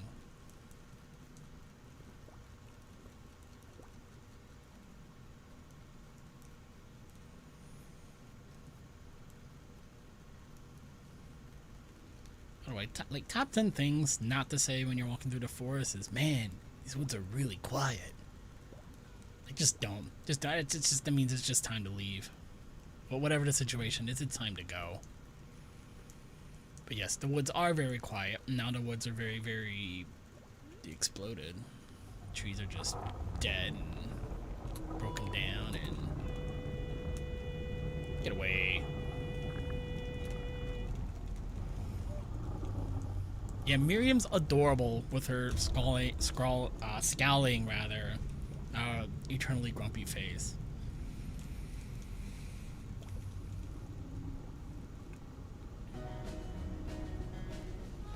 Oh, let's get the right note here.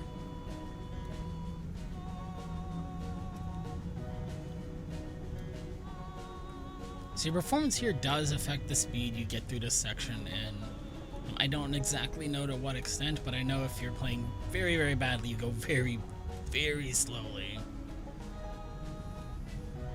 So you definitely want to stay on top of these ghosts. They do come in pretty quickly sometimes in certain waves. No, you don't. Get away.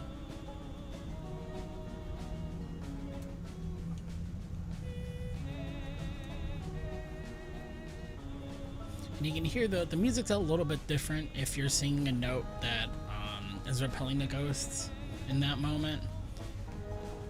But you gotta be careful not to just listen to the music, because you'll just completely miss the fact that you need to change notes at some point. You don't want to fall asleep to the music, basically.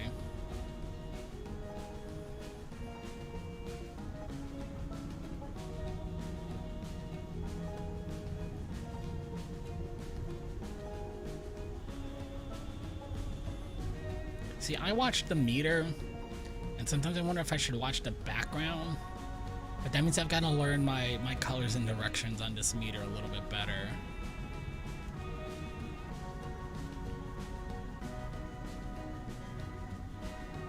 No.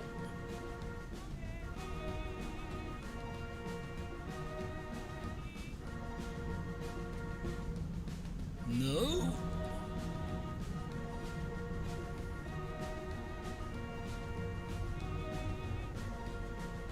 Stay away from me. I see yellow coming in. No, you don't. Nope. Nope. Nope. You really do notice the slowdown when they start creeping in on you. Yeah, it's color coded. It's coded by pitch, and I don't know if these guys do it. You kind of can. You'd be able to see it a little bit better if I wasn't just right on top of them. But the smoke or the fire, the particle effect that are coming off the bodies of the ghosts actually indicate which direction you would need to hold down on the right stick. So it's done in a way where if you're colorblind or if you're deaf, you can still see how to play, which is really neat, because in such a musically inclined game, finding a way to not require hearing at all is very clever and not always the easiest thing to do. But it was done very, very simply. It's very subtle, but if you're looking for it, you'll definitely see it. Thank you, Gory. Have a good night. There we go. So if you're looking at my split names, we're in A-Town, but this is not Ziatan. We're not quite there yet.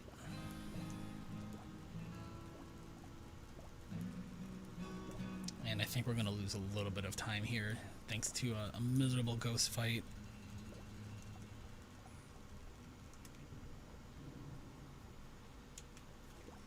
We'll see. I don't really know off the top of my head how long this song is. This is one of the songs in the game I can't speedrun through. I'm gonna listen to the whole thing in all its glory. It's not a bad thing. The music in this game is very good, but I want to get to the next part of the game, please. Oops, it's sitting here waiting for me.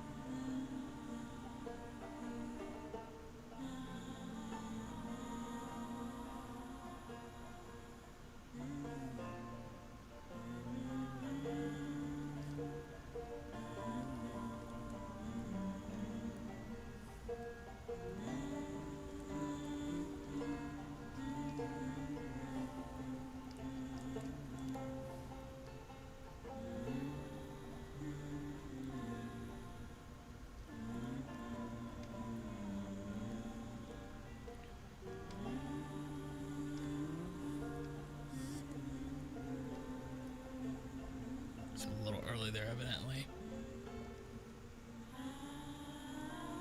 Not that it particularly matters for this song, but...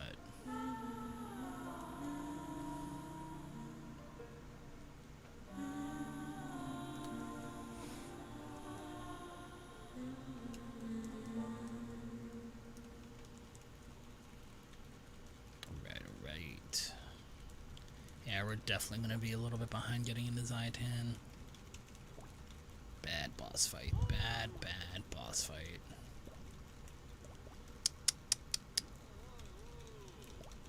Whoa.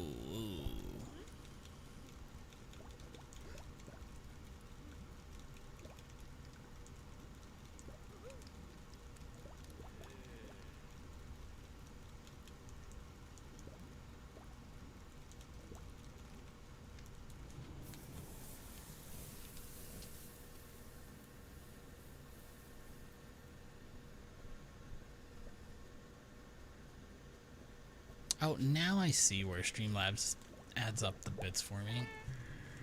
So I was like, how am I supposed to count that?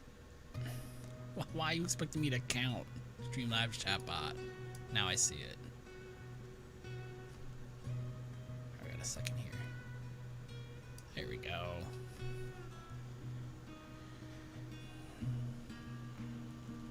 Now we're in Zayatan. Not quite. Not quite. But I can see the city gates from here.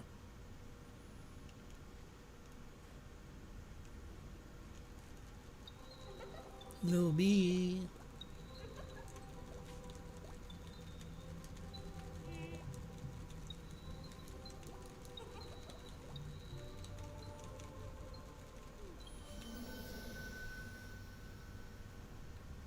Now we're in Zayatan.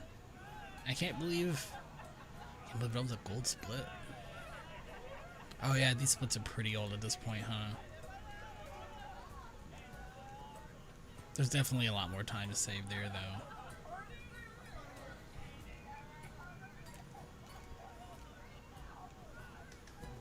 Oh, I meant to. Well, we'll pick them up later.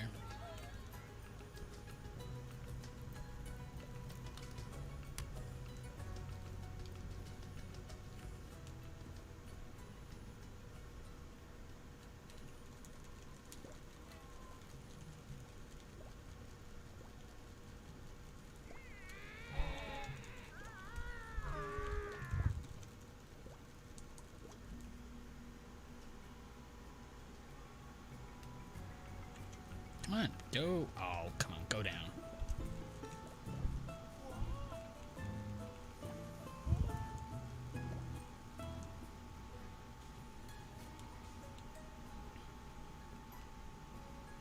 Oops, where's the tavern? It's over here somewhere. The lodge, whatever, same thing. So now we want to meet the king, and the king's only going to meet with the hero. We are only protagonists, we're not important enough. So we're going to team up with the hero temporarily. She's going to bring us to sing the king, but she wants us to get a potion of power for her. But she's just being rude, as usual. Potions of power are very, very expensive. She knows we don't have the money for it. That's what I'm going to start doing, since I'm already here. Start picking up some of the ingredients so that we can make our own potion of power. Where's the butterfly over here? I guess it's not down here. Up here. That's 3. Now I have to hold my note or my butterfly stop following me. But I need to get 5. 1, 2, 3, 4, 5. Good. And they're going to bring that leaf down for me.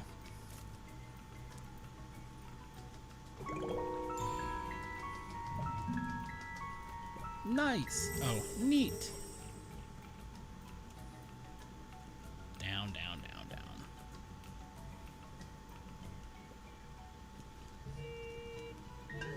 There's 1. Doing the same thing on this screen. I would have done it my first trip through, but I'm pretty sure one of the butterflies is missing when Audrey is out. Partying with the people. Which sucks, because it means I gotta make an extra trip.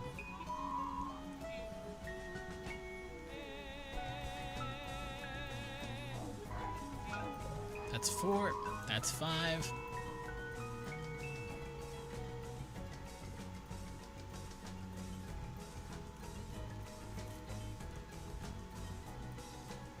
I was wondering if they'd bring it down to me, but evidently not.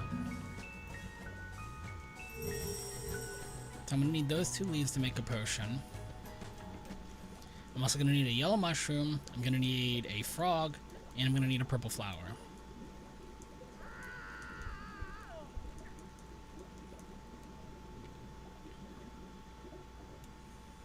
It's ironic our name is PETA, because we're gonna need a frog to make a potion. It's maybe ironic's not the right word, but it's something. Here's our frog. I guess in our defense, the frog is already dead. So that just leaves the mushroom and the purple flower.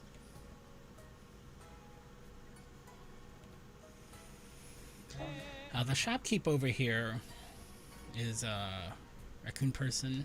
What's he call himself? I can't remember what he calls himself. But he needs a jingle for his store so that he can attract more people. And us being a bard, we're going to write a song for him.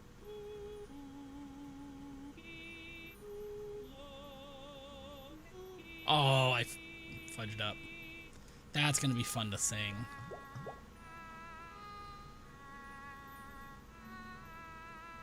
No, I'm gonna mess that up if I leave that be. Because I'm gonna have to repeat it time and time again. So let's make sure I get it clean. It doesn't matter how long or short the jingle is, it's gonna make me wait for the rest of the time anyway.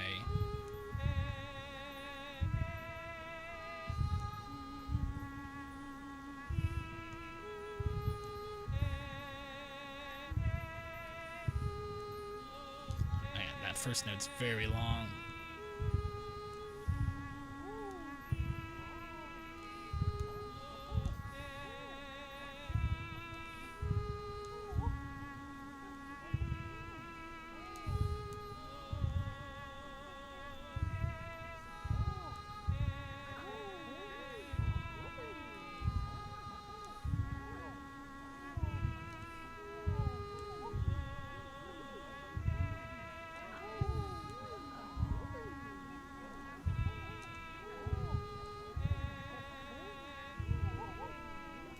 How funny it would be if the dog got muted from playing Song of Time like that. Or at least close enough. So you can see there's a purple flower back here in the backyard of somebody's very, very fancy looking place. Miriam wants to just fly over the wall, steal the flower, and leave. But Bard is a kind and gentle soul. He's going to ask if we could have the flower. And she says no. And we're like, yeah, but hold up. We need it to save the world, blah, blah, blah, blah, blah, blah, blah, blah, blah, blah, blah, blah. And she's like, all right, fine, you can have the flower, but you have to do my yard work first.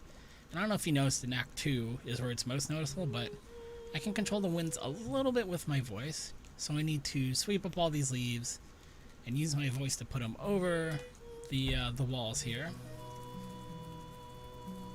You know, you have to do some dirty work sometimes, even if you're the protagonist. Sometimes you gotta do some side quests. If you get a good rhythm going here, you can kind of get the leaf just rolling on the ground. And then Miriam's like, look, the hero wouldn't be doing yard work. Let's just steal the flower. And we're like, you know what? Let's just steal the flower. And then you get this lovely cutscene right here.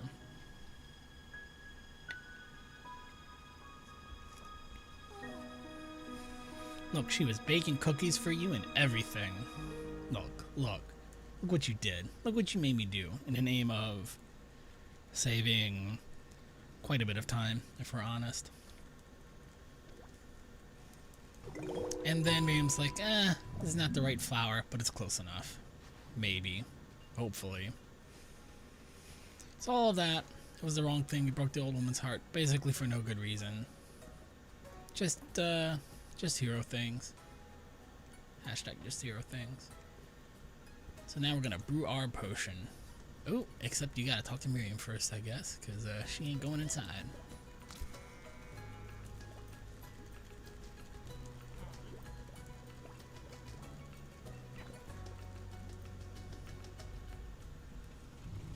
There we go.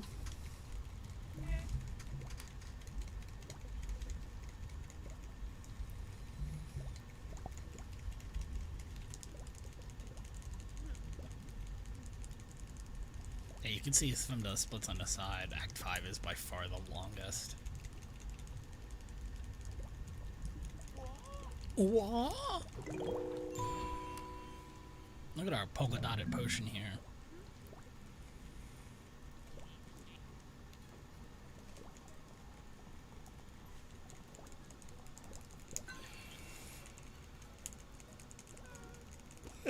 She totally believes us that we made her that we got her a potion of power. And now we have an inverted escort thing. She's escorting us into the castle, so we have to walk behind her. If I walk too close, she's gonna stop and fuss at me. So I'm going to walk while dancing, which slows you down. Certain dances will slow you down, and I'm holding down, so I'm crouch walking while dancing, and that gets me a nice good speed where I don't have to worry about walking too fast or too slow. It's a good pace for this section.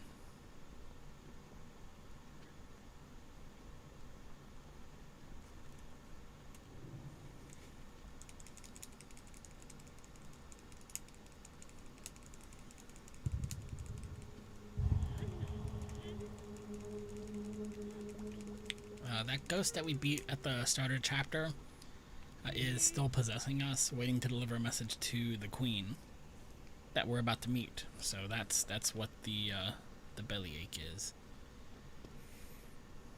There's our innocent grin again.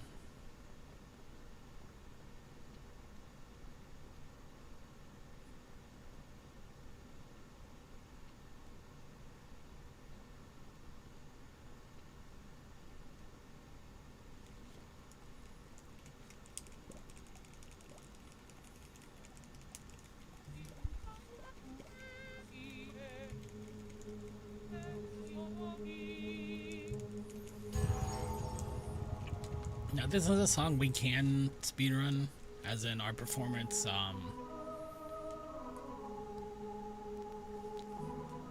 It is a song that we can speed up at least, which is why I'm just going to face roll on the stick here.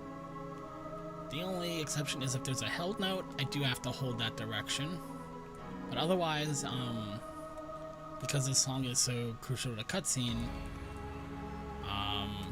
missing all these notes doesn't really affect it. There we go. That's a sloppy end of the song from a speedrunning perspective. And then we pass out. And unfortunately, the Queen found that song and its message of ending the World War to be completely and utterly treasonous. And as Miriam's explaining here, we get thrown in jail. Miriam has to use her witchy powers to blow everything up and help us to escape, and we are now fugitives of the law in Zayatan. But Miriam snuck around like Solid Snake and overheard and spied on the hero and got the Overseer song that we needed anyway. So we're headed to the focal point to try to head to the spirit world.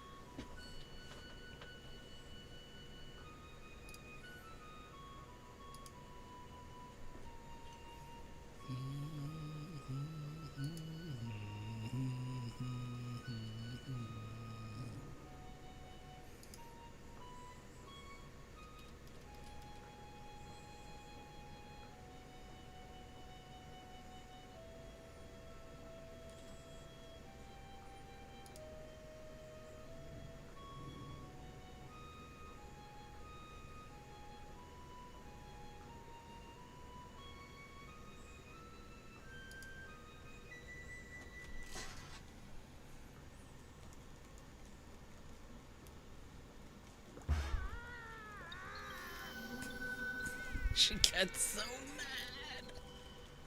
Miriam's the best. I love Miriam.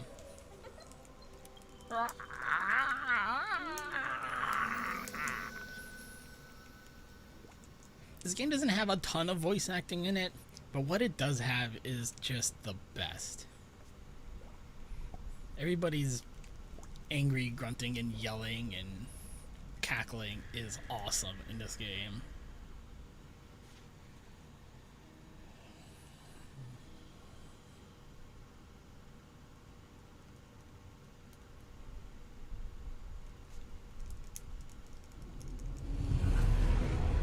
Get wrecked. Alright, so we're gonna fly our way over to Chandesh, and we got shot down by a big cyan ball of explosions here. And we're not dead yet. We're not dead yet. If you hit the dance button, Bard tries to dance here, but he's stuck in the ground, so he only gets one frame of it out. This is Sandra and Vivian. They're in the Spell Squad! And they thought we were monsters, so they shot us down. But now there's an actual monster here, so we're off to do Spell Squad things. And we're gonna leave Miriam behind and go help out the Spell Squad. Get hyped for the Spell Squad.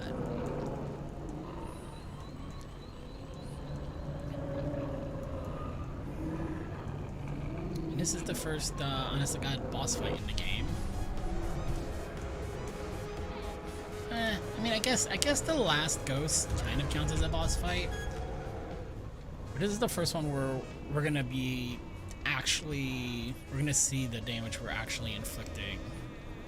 If that makes sense. Like there's obviously a weapon of some sort, something we're using to attack the enemy with. And what that is going to be is our two Spell Squad friends here. No, get away! She walked into it. I can't do anything about that. But what I'm going to do is I'm going to help my friends charge up their spells, and then hopefully when I get targeted, I'm going to move the target away. I should have stayed in the pocket. That's on me. We would have gotten that spell ball out. My job is I'm always going to be the target. It's to make sure my friends don't eat these attacks, and then help them charge up their energy by matching my singing with their energy. There we go.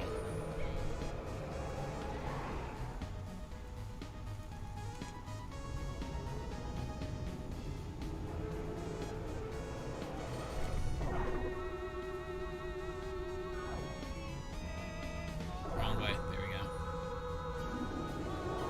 There we go. Now we're in a rhythm. Miriam's come to help.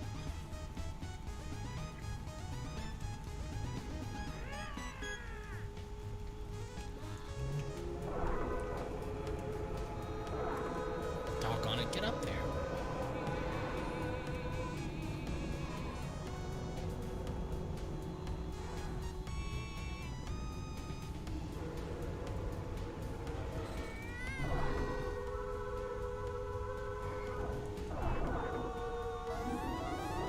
There we go.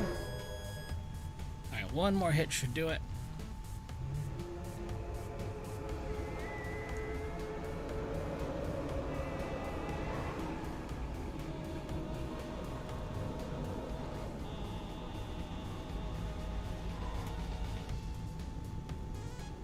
Let's keep it away from my friends. No! Who's charging up? Nobody's charging up. Somebody charge up. Witchy friends. Spell Squad, let's go. Why?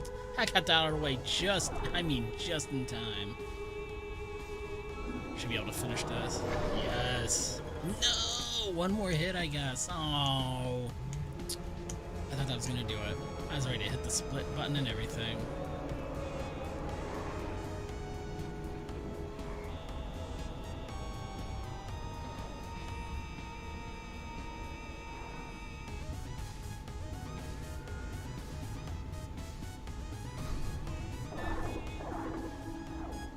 Come on. That should do it. Nice.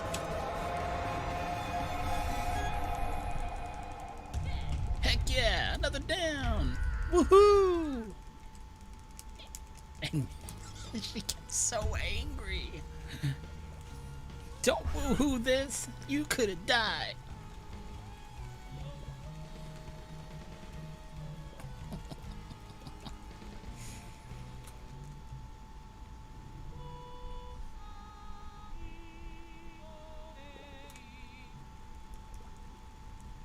Poor Miriam.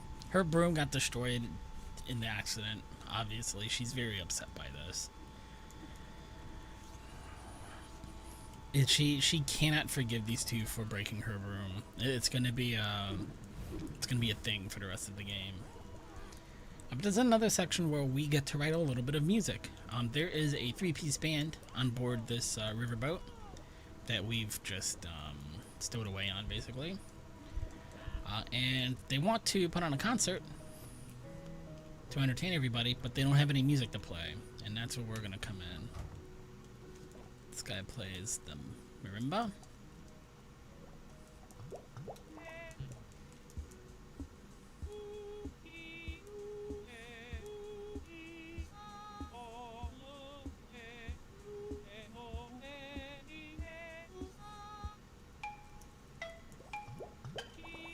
It doesn't matter what we play here, so it would be nice if I took the time to learn something really fun to play here, because it could be anything, as long as it fits within the time limit, and I can play the notes. They'll play whatever I tell them to play, as long as I don't just like randomly go ham on the stick, because it'll say that's way too complicated, I can never play that. And if I don't play enough notes, then they complain that this piece is too simple, but mostly without restriction, I can get to play whatever I want.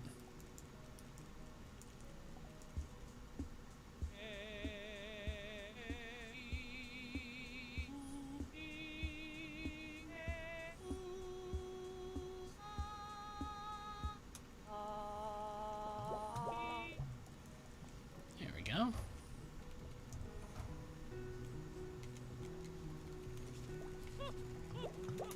So let's listen to the concert.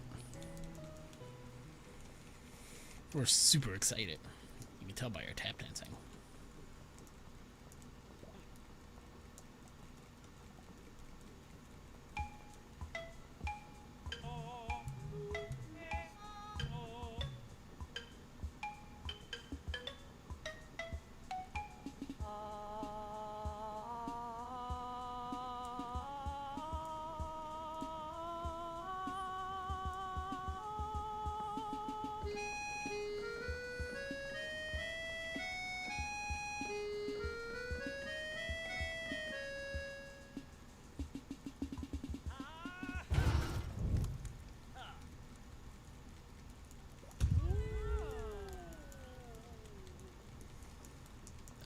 There's a fire, somebody put the fire out. And look who it is. The hero.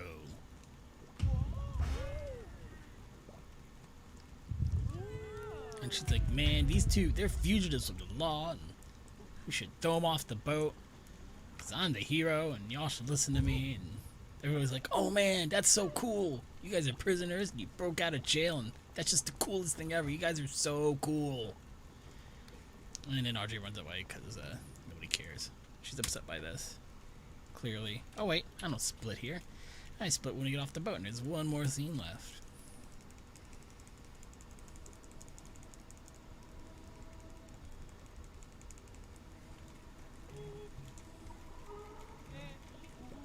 So apparently this ghost is still haunting us.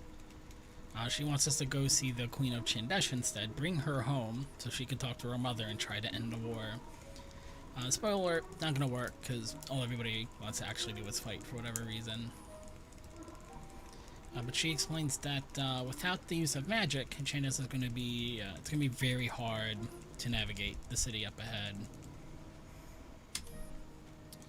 So we're gonna have to. What would happen if we were playing casually is we would go through this area very slowly, go the long way around everything until we learned 3 different songs to learn bardic magic, if you will.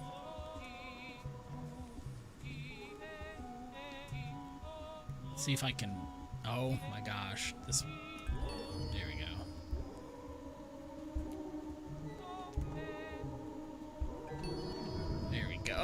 Other way. No, no, no. This way, this way, this way. But since I've played this game before, I already know what the songs are. So we're just gonna go over here.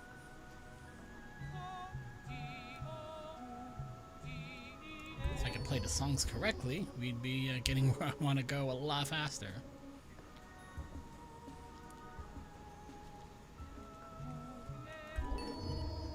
But otherwise, you really have to explore the whole city to learn the 3 songs you need to learn for the to get around town. You learn 1 song that makes all these crystals super bouncy. You learn 1 song that makes them invisible, like this, so you can get through them. And you learn a song that lets you walk on them, makes them sticky, if you will.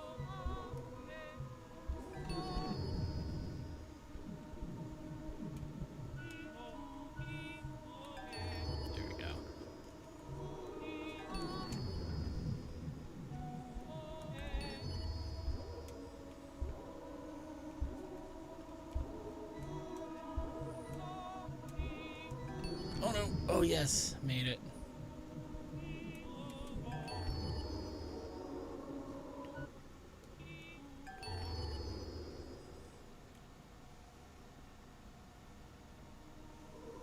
So if you're able to skip getting all 3 songs, go right to the end of the section here.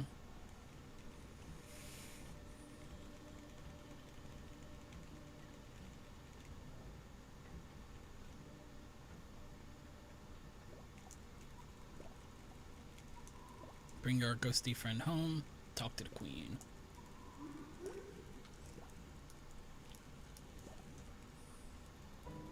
By which, of course, we mean sing to the queen.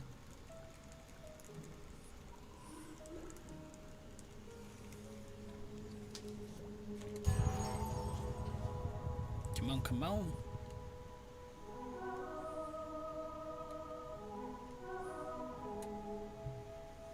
It's another song we can speed through pretty quickly because there's not a ton of held notes here.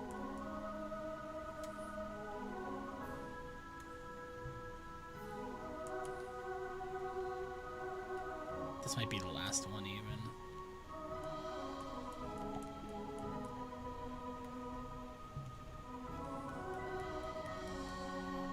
I guess not, but then you can really just fly through. Yeah. There we go.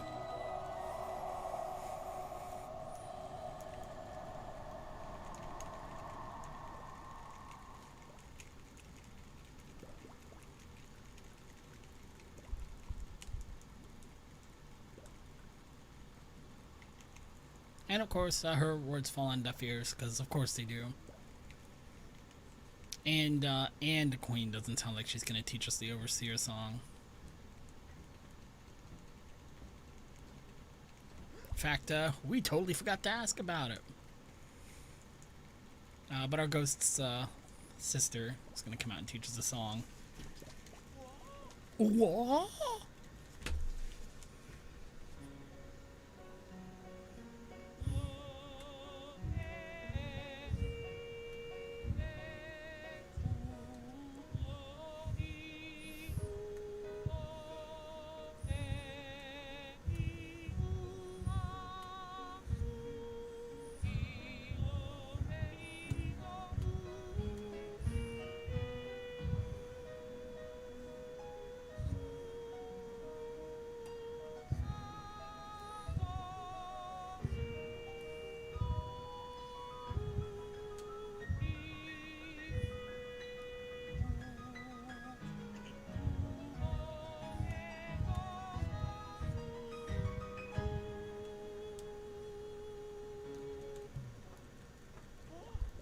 Oh!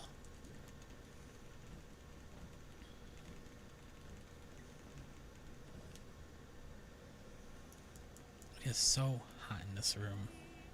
I forgot to sing the song. It is. I cannot get comfortable in this room right now. I'm gonna need a new window fan for the winter when it's too cold to warrant an AC. But I need some kind of I need the wind to move a little bit in the room.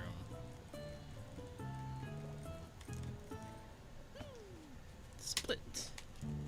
Okay. Now split.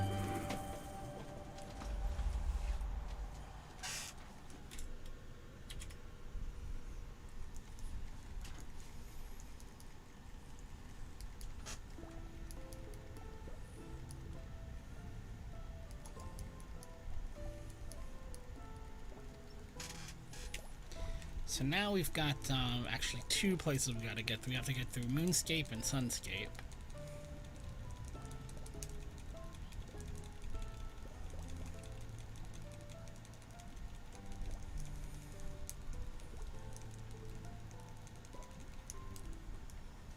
As it fitting the dueling nature of this act.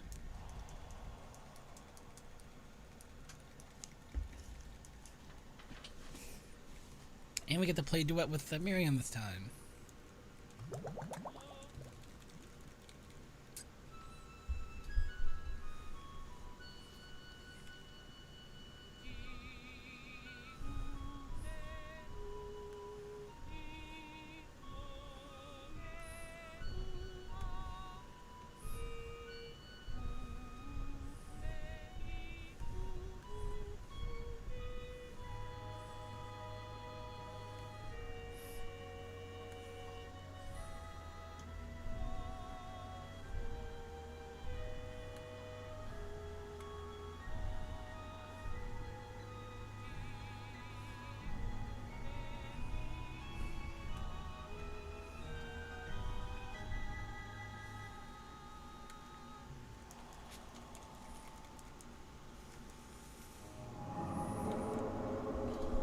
These are fun places to be too.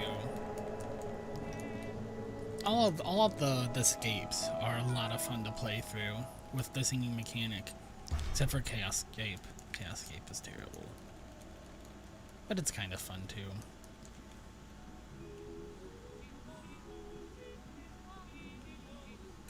You can see our song controls light in this area.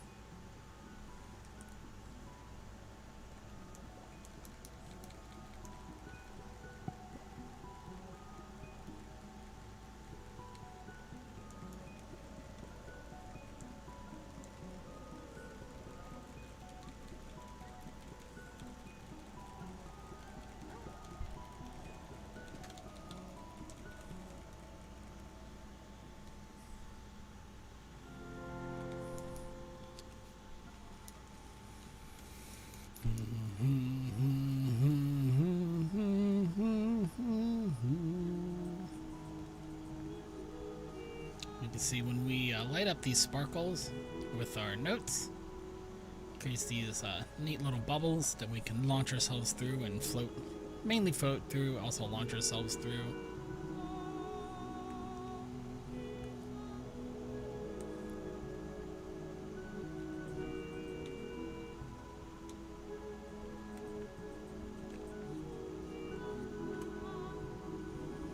This first section's not my favorite part of the game.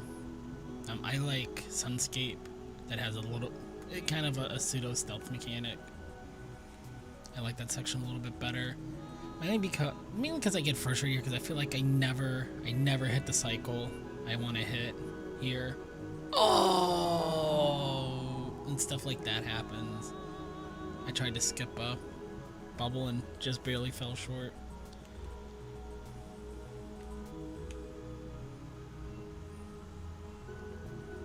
Oh my goodness. I've never actually landed that before. I'm so happy that just happened. I'll take that every day and twice on Tuesday. Get over there. See, normally all these jumps I'm going for, I don't make them. I'm having a good day in this section right now. Having a very good day.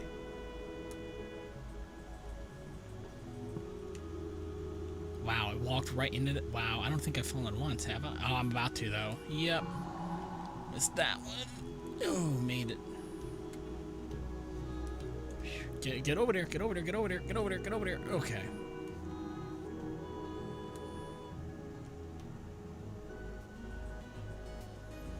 I think I fell twice, actually. Hello? Oh, shoot, forgot to go up and to the left here.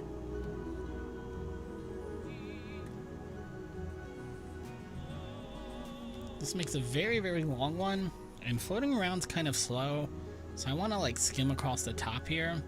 But if I skim too high out, you can see I dip down under, and then I'm stuck in the slow movement area for a little bit longer.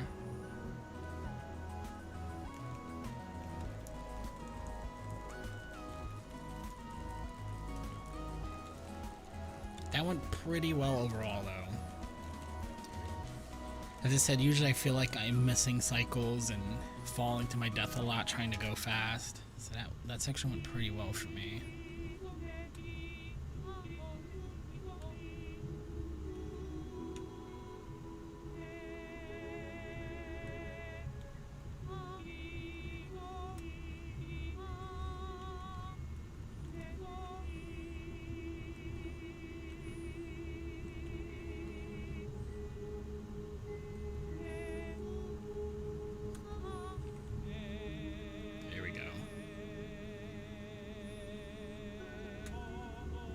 See, that's what I get for not singing as I go. But I also know, get tired of hearing those notes after a while. I'll wait. I didn't think I had a good cycle, but I probably could have made that.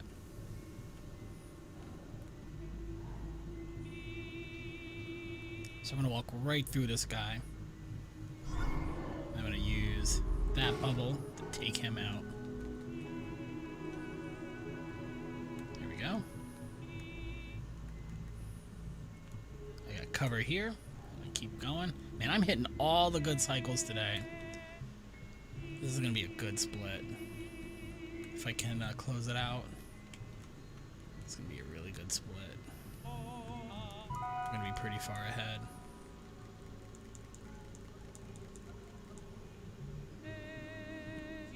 We should pick up some time here. There's also a new glitch I have to work into the route here, so we should save some time on that too. This bubble is a little tricky sometimes. I'm just gonna eat it because that's a slow thing to wait for. I've got my key.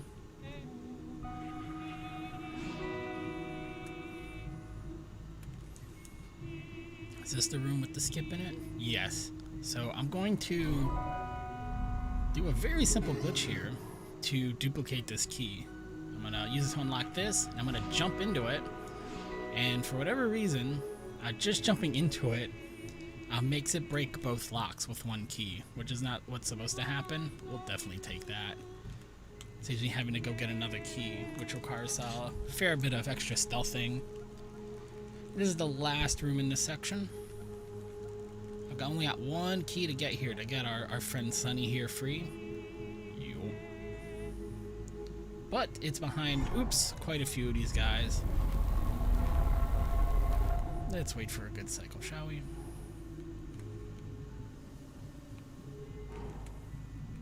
I'm safe here. Oh no. Bad jump, bad jump, bad jump. Go, go, go. Okay. Oh, don't fall down. Come on. Alright, wait.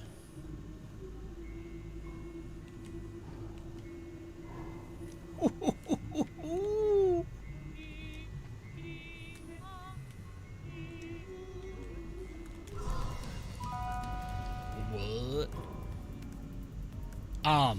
Oh. Okay. What did I just do? Oh my gosh. Oh no. Oh gosh, I should have just let Twitch clip that rather than look for the button because I could have kept going. Oh my gosh, I had a huge head start on him and I gave it away. That's not supposed to happen that way. Run, run, run. He's still caught up to me. We're good. Dang. Okay, well how'd I do that now? Crap, now I gotta clip that. Now I found something else I gotta go figure out. I've already got a pretty big time save in this game I can't replicate. Now I got two probably. Man, if I was thinking ahead It's just jumping left and right there. I could have gotten a huge head start on that section. I split late and everything. I split super late. We're probably more like 18 minutes ahead here.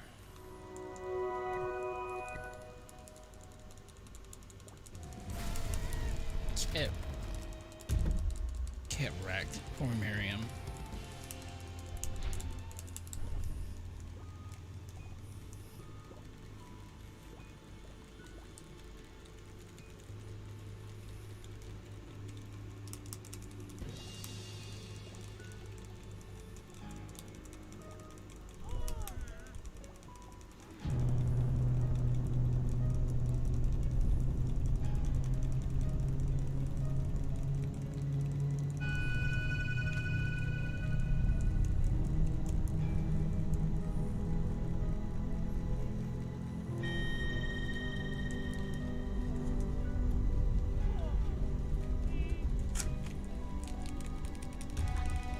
Oh, she's gonna use the potion of power.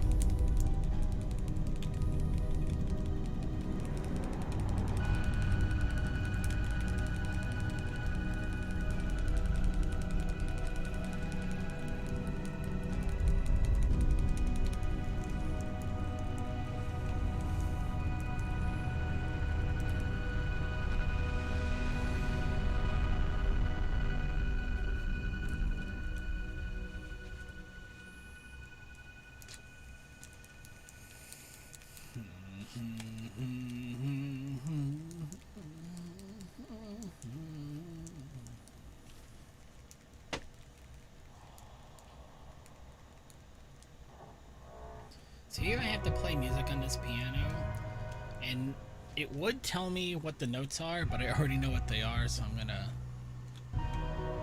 try and stay ahead of it. I think that did it. Yes.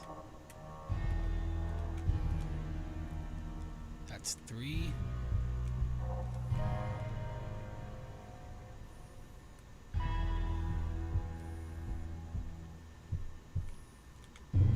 Oh, sugar.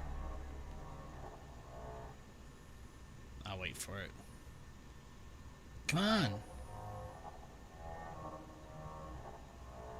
Oh, I guess I didn't get 2 somehow. There we go.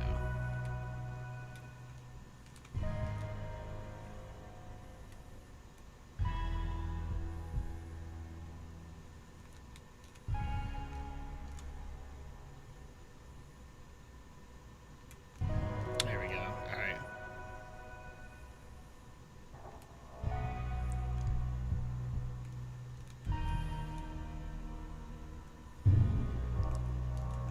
Doggone it.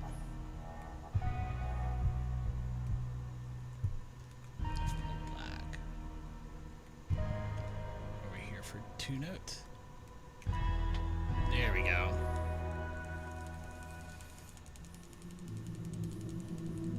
My notes are right. I just got confused whether or not I had followed them correctly.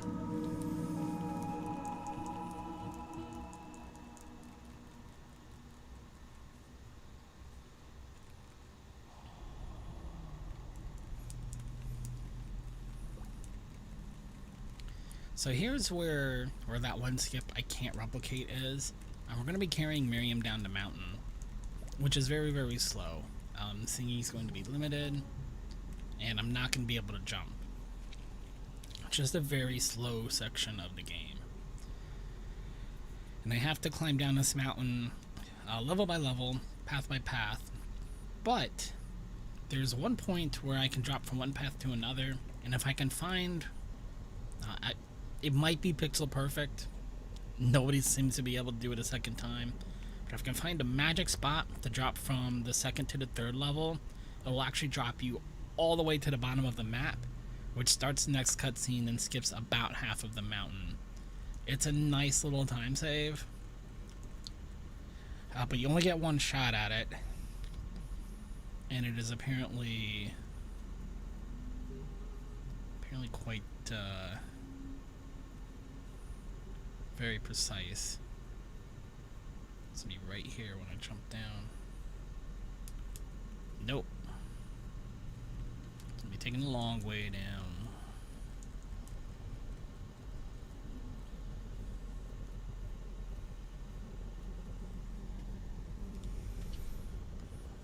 Getting a good setup for the Samwise Gamgee skip would be fantastic. Because it's a nice time save in a slow section of the game. If there were save states, that would be the best. Because then you could just say, you know, when your character changes, when the angle changes, 1, 2, 3 taps, drop down, whatever the case might be. But the clip I have of it, I didn't even stop moving. I just happened to run into the right spot.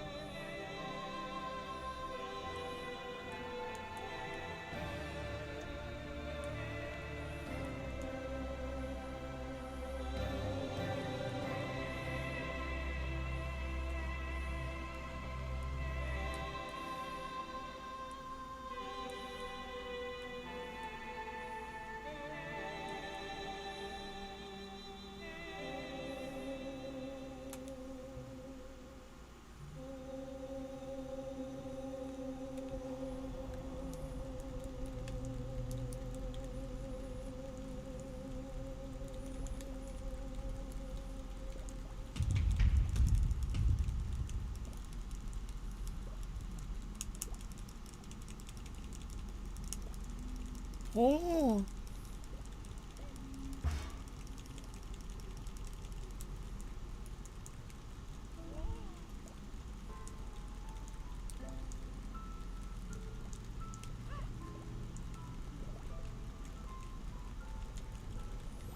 So Miriam's telling us how she's too injured to carry on with us, and she's gonna go home, see her grandma, and rest. And we're gonna have to go on without her. Gross. That's not where she says gross, is it? No. It's here after we're like, Miriam, you are special. You're a powerful witch, and we never would have made it without you. And even if that wasn't true, you're still special to me. And she's like, gross. Which means she loves us. So Miriam's going home. We're gonna move on with our adventure.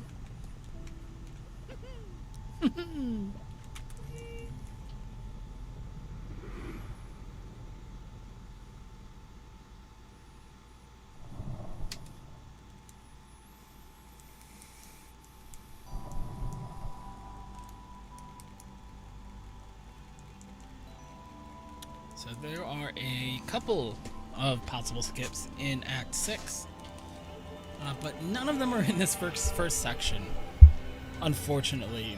None have been found yet, at least.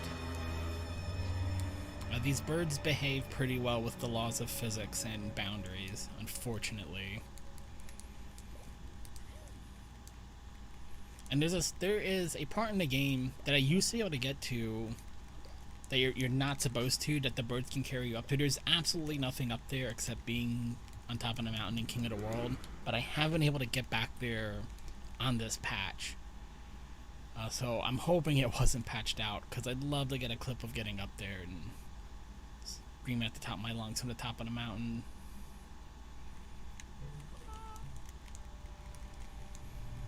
What's that? That looks scary.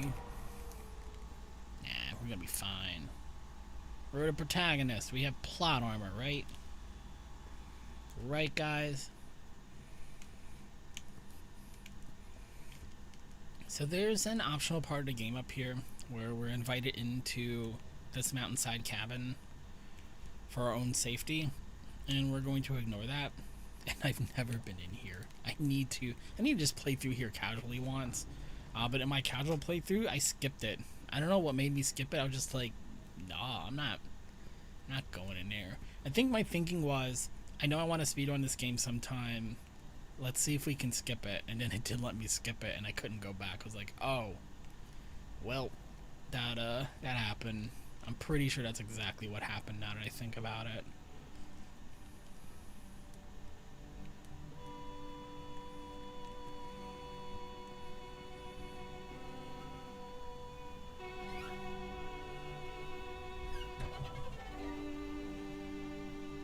It sounded like that violin was playing early. I wonder if I just need to drop down one level to free these birds rather than coming all the way down.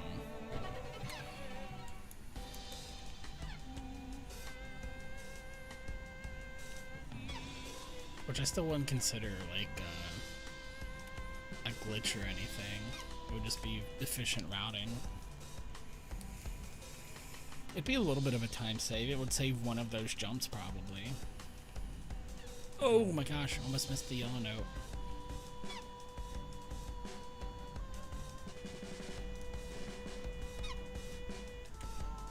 Oh, I gotta free it first.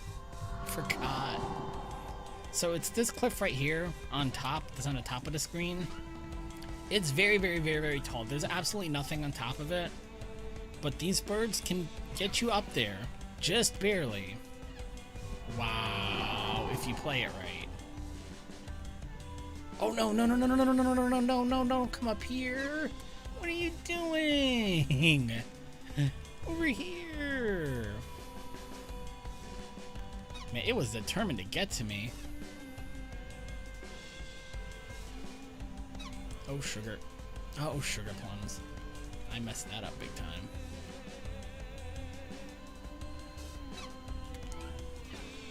One of you guys catch me. Come on, get me up here.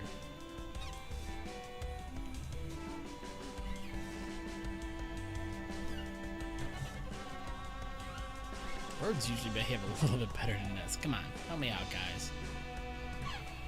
Up. Over here.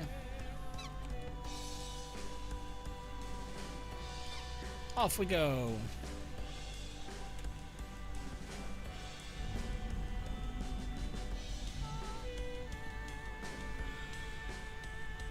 Pretty sure this is a note I need to hold. Nope, darn it.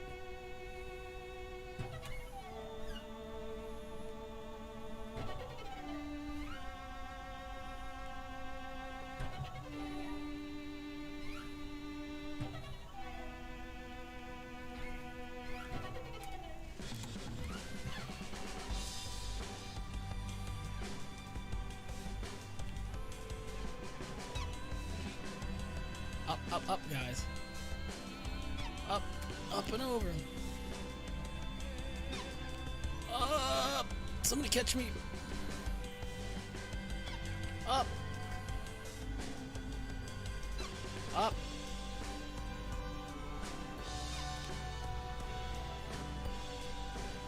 That second to last bird might have been able to get me there, but I wasn't sold on the prospect.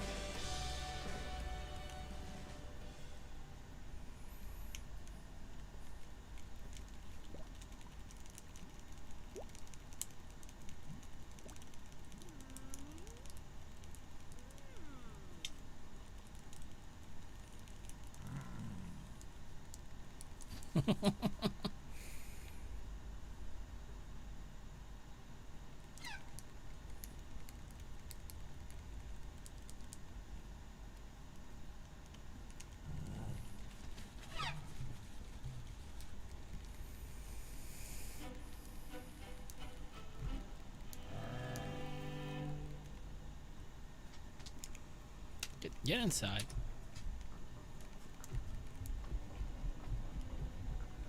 So now this Yeti's gonna help us get through this cave by lifting these rocks. If I jump into them at the right time, I kind of clip through them a little bit. It's not the biggest time save in the world, but it's easy enough to do. May not even be a time save, but it's definitely not. It's not substantially faster or slower than waiting for him to pick it up and walking underneath.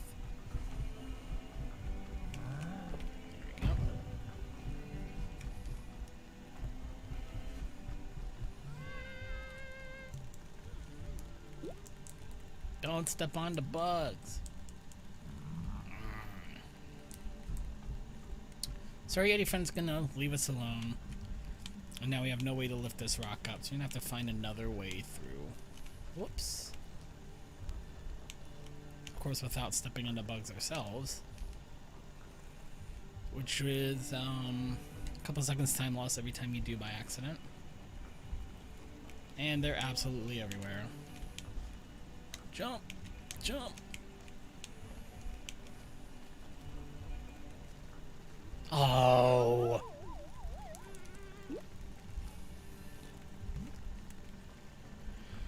Excuse me. I need to sneeze. Couldn't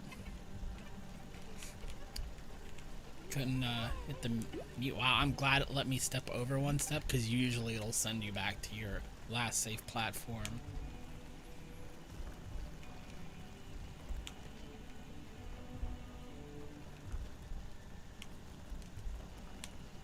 Nope.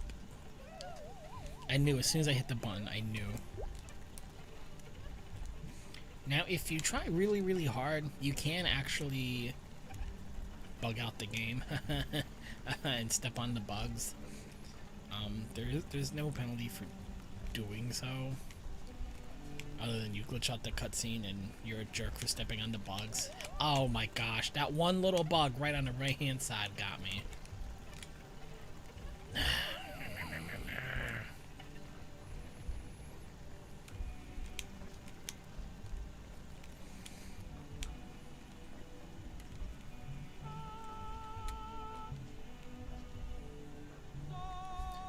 Now we gotta pick up a rock, and we can't do it.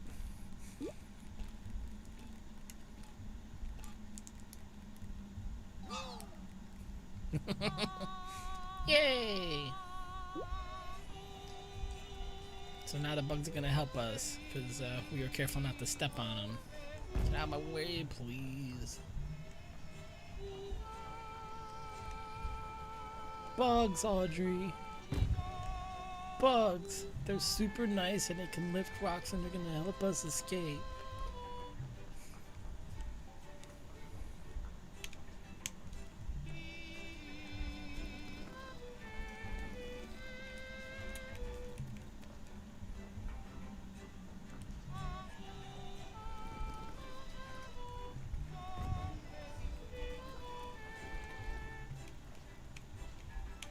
Oh, whoops. Wow. I expertly dodged that platform. Like a pro. Like an absolute pro.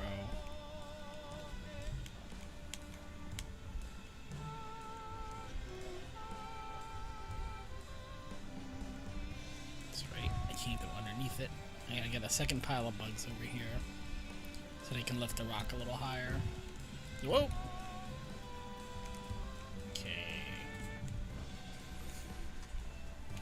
Let's go, let's go. What am I doing? I know I gotta get these bugs up. There we go. So there's a nice skip you can do in this room. Normally you have to pick up 4 different sets of bugs, traveling all over the room to get them. But you can do, I'm sorry, it should be 5 sets of bugs, I believe it is. However many sets of bugs it is, we're going to be able to skip some of them. As well as a nice having to set up a jump. Goofing around with the physics a little bit on this platform. There we go.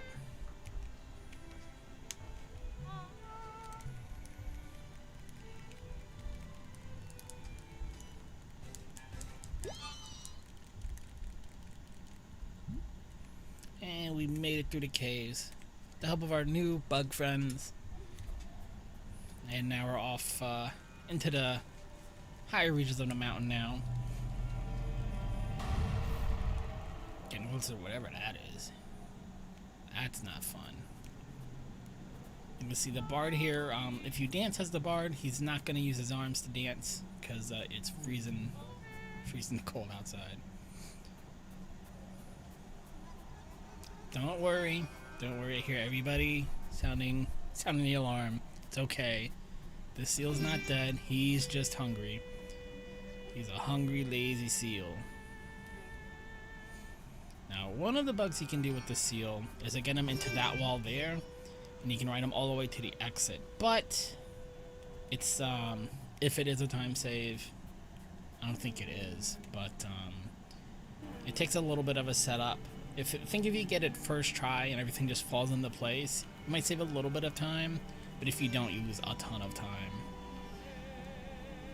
It's not really consistent enough to be worth going for. I did not get a good jump on my seal there. I think it looks better more than it actually is faster, but rather to say it looks cooler because you just kind of go through the wall and go right to the exit, but it takes such a long time to set it up that I think you lose any kind of benefit. Oh, I missed. There we go. Come on, friend.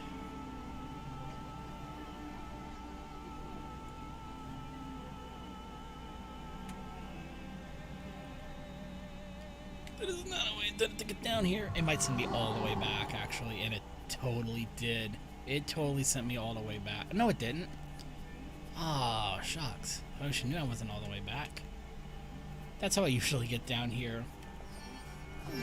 I should have just hopped off, but it would look so cool if I pulled that off. Look at my dopey little look at the big old grin. Look how happy our dopey little seal friend is. Come on, buddy. Let's go. It's okay. I know you're hungry. I know. Come on. Let's go find another nice big crystal feed and nom on. Boom. Straight up, please. Oh, there's another one. Now, if you hop off a little early, before he gets completely hungry, he does follow you a little bit faster. And I'm all the way down every time. All the way down every time I miss that jump. It feels so bad. I missed that jump. Come on.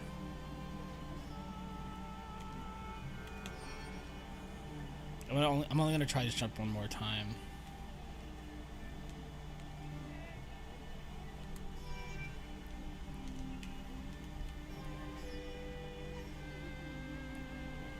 There we go.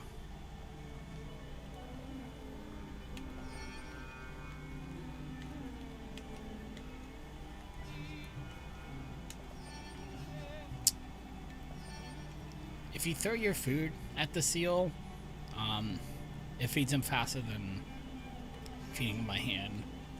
That's why I keep throwing the food at him. I realize it's quite rude, but that's just how it goes.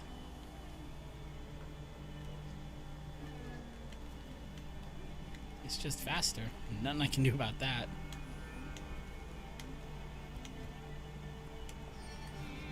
Fudge. Sorry, I need to bring him down here anyway. Come on, buddy.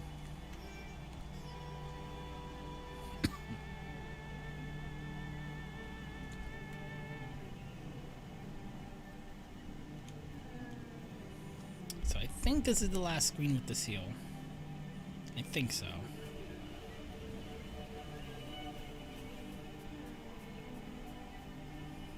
I'll see if we can get sub 3 hour seals. But now you can see I've got wind to deal with here, and it's harder to. If I jump when the wind's blowing, I'm going to blow with the direction of the wind. I can walk against the wind. I cannot jump against the wind. The seal also has a hard time flying against the wind, and he's gonna use a lot of his energy trying to do so. You see, I went backwards a little bit there, jumping off the seal. Wow!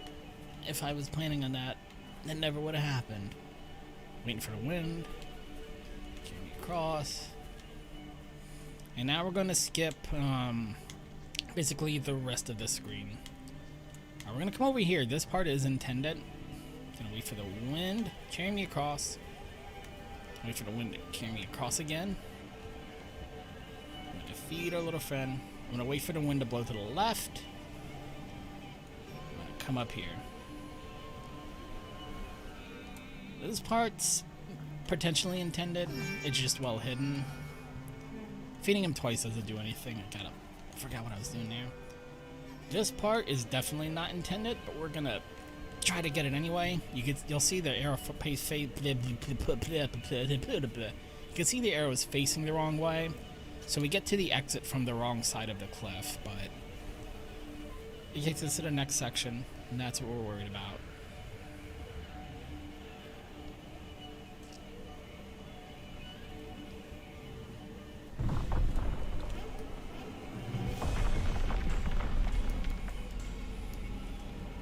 If you love animals, look away right now.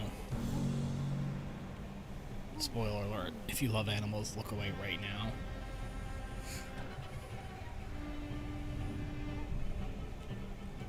Don't do it. No. Why, buddy? Why?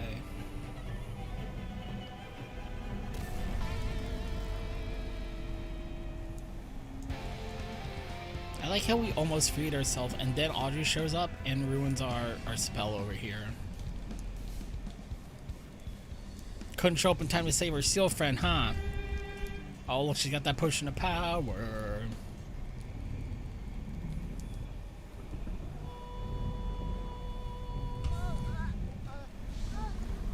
Whoops. Oops. My bad, Audrey. That's my fault. That's my bad. We made that potion. We didn't buy it from the potion lady. Might not be too good. That's my bad. That's my bad. Sorry about that, Audrey. Man, we definitely got sub 3-hour seals. Let's go.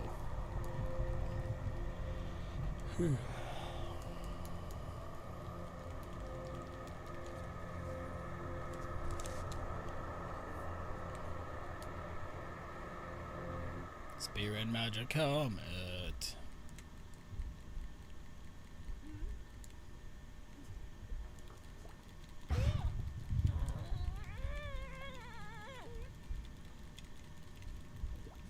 Got a lot of text to mash through here. I mean, a ton of text to mash through here.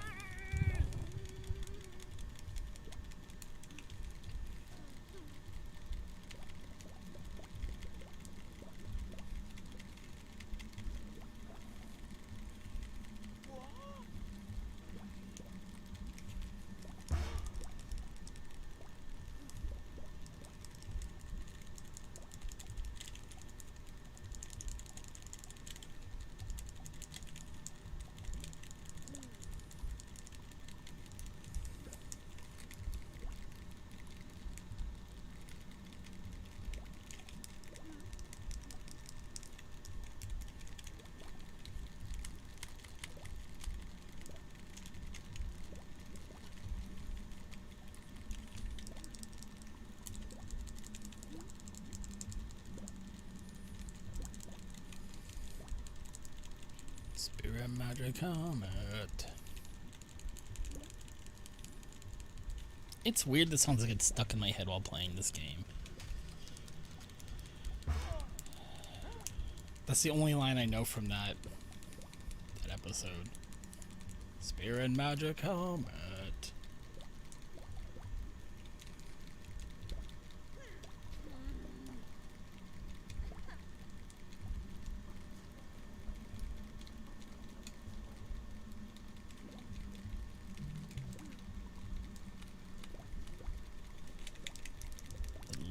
To mash through, like I said, just a boatload of text to mash through.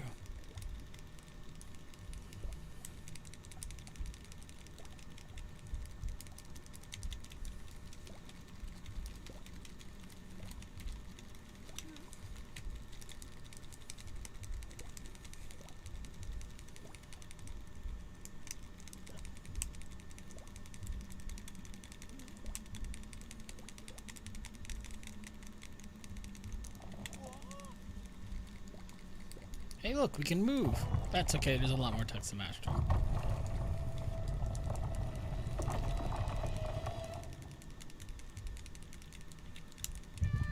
Bugs!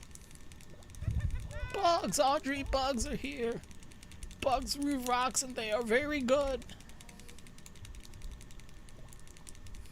And the bugs and I are friends, but the bugs aren't friends with you, Audrey. I could leave your ass here, Audrey. You have to promise to be nice. You have to promise not to end the world, Audrey. This is one of my favorite lines in the game.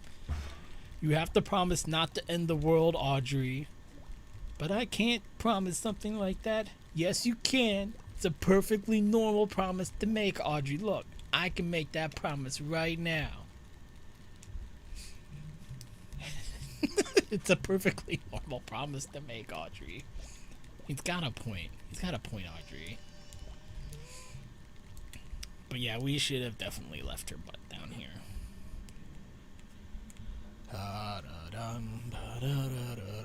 So we actually are going to do that. Not in reality, but we're gonna use a glitch to leave Audrey behind. If we bring Audrey with us through this section, there are certain points here, like this jump coming up, where we have to stop and watch a cutscene of her, not really showing off, but of her jumping on ahead of us and leaving us behind, because she's the hero and that's just what she does. And it completely stops your movement during the cutscene. So it's nice being able to skip that. Oh, come on. Come on, guys. There we go.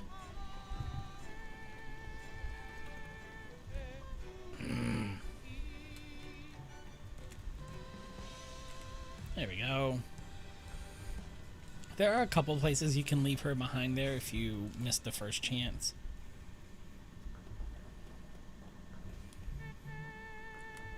I do not mash confirm in this cutscene. I mash confirm when we're in the cave with Audrey because I have to start new dialogue with her so often. Just gonna remember not to do it here.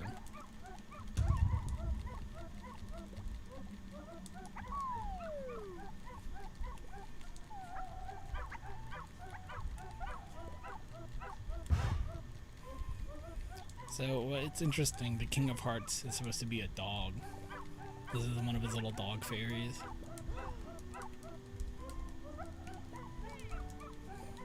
But it's fitting that the King of Hearts is a dog, right?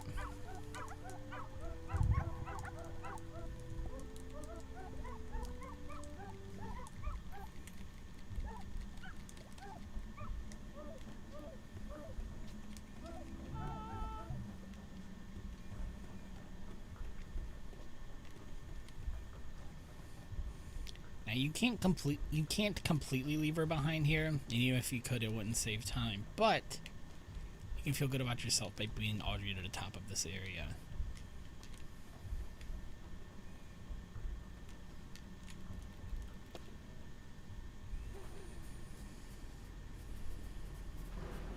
Because normally you can see she'll run on ahead of you, and sometimes she'll stop to wait for you, but not for very long.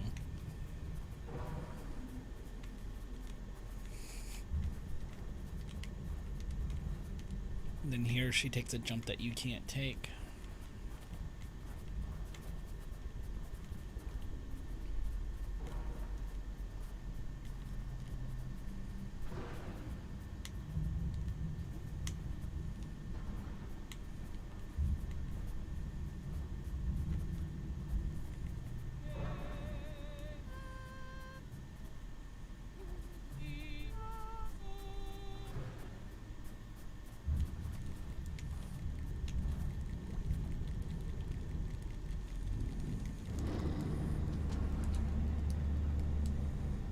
He's taking Audrey's sword away.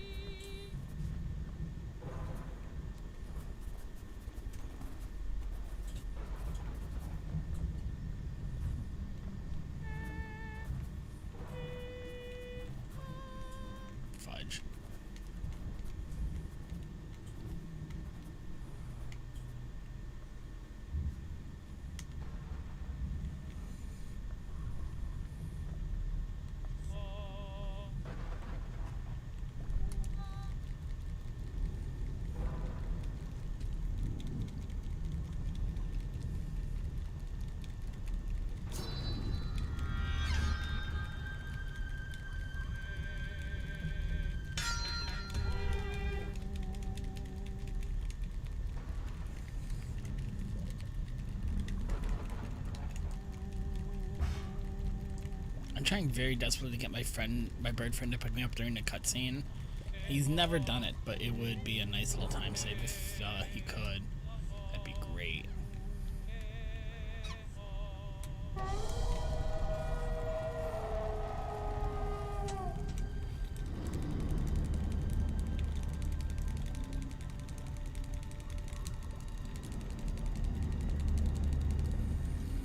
So the plan here is Audrey's going to try to stun the King of Hearts so that we can sing to him and try and reach through.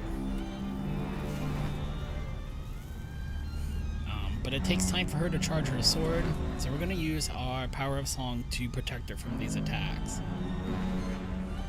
Depending on what note I play, I can aim my shield in all 8 directions by singing. First section's pretty easy. These are just gonna come one at a time. And the hardest part is, you'll see sometimes, you can see how there's a gap between the notes.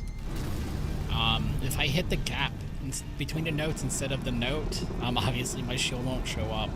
It's a it's very frustrating to hit the gap instead of the note, because you'll be sitting there holding the stick, knowing you had your shield up well in time, but you didn't. Just kidding. No. Oh my gosh, that knockback's insane. Really? I must not have been far enough over to the right to block that for Audrey. So we got hit once. Ouch. Stand still, Audrey. Getting hit twice is not ideal. Especially this early in the fight. I shouldn't be getting hit at all yet. She doesn't stand still.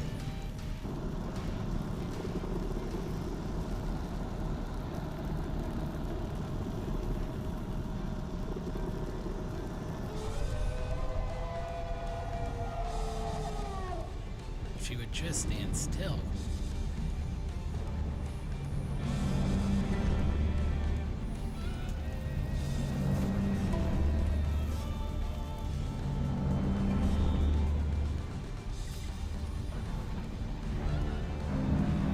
The difference between the wolf attacking us, or the cloud, if you will, attacking us, and the arrows, is the cloud has way more knockback.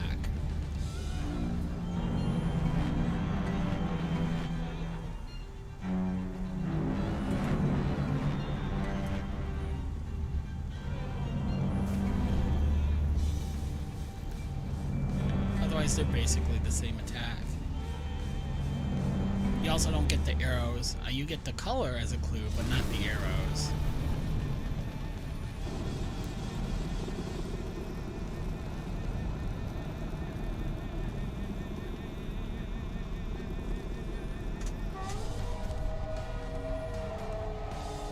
Alright, one more round to go.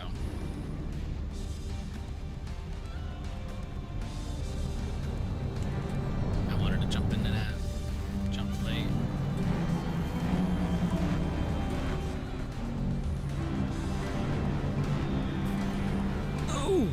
Almost didn't see it. Also, the noise these attacks make is pretty incredible.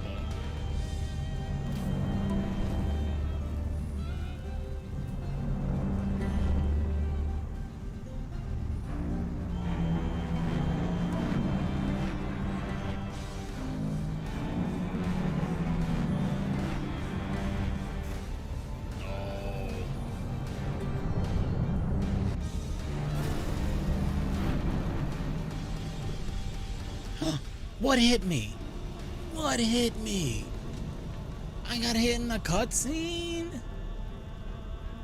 That better not cost me a cycle. I'll be so mad if that costs me a cycle.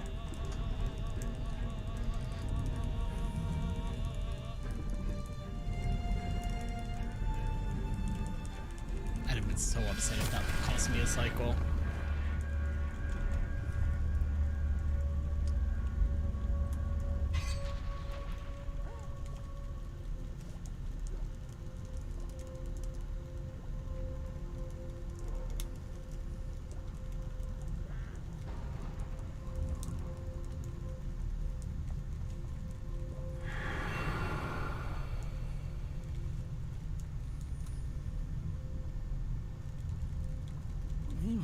losing some time here.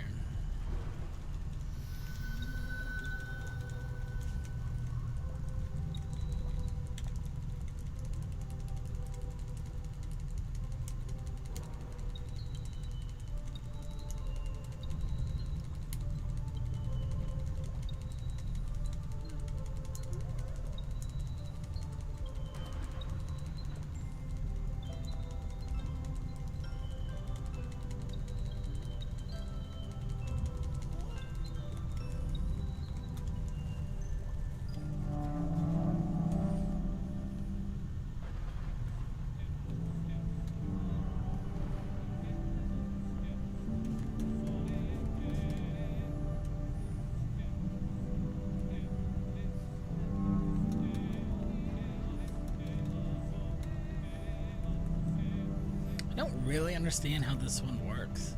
I kind of just smash the directions until something good happens, but...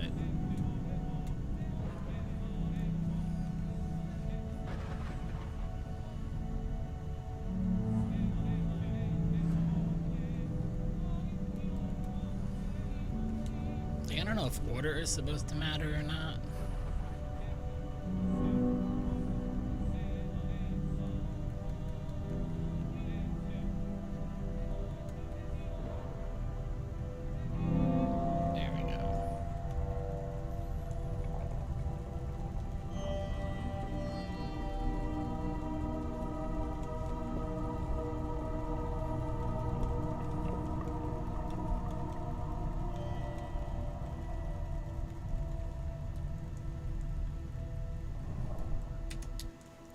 Boss fight. Lost 7 seconds just in the boss fight.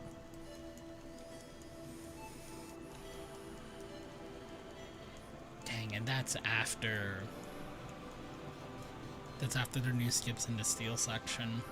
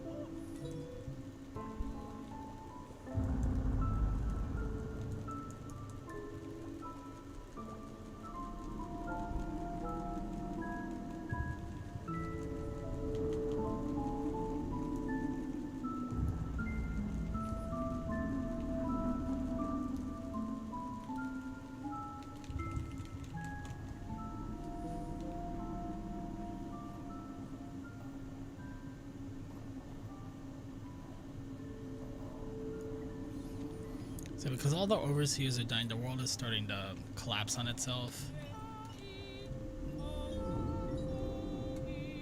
Where was this bird? Are you serious? Missed the jump.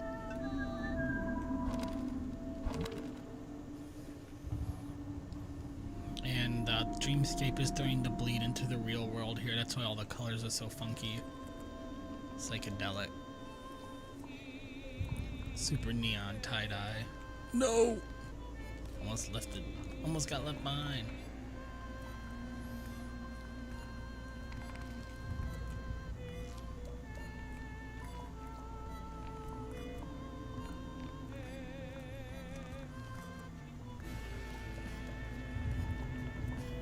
I need the rest of the song, please. Are you serious? I can't believe that just happened to me.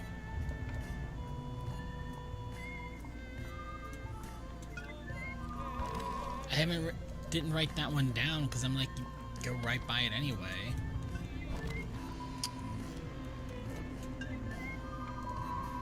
I have to write it down. Are you serious? And I caused myself a checkpoint.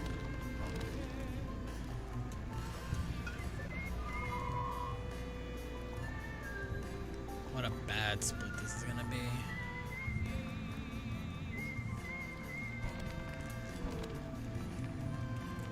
Are you?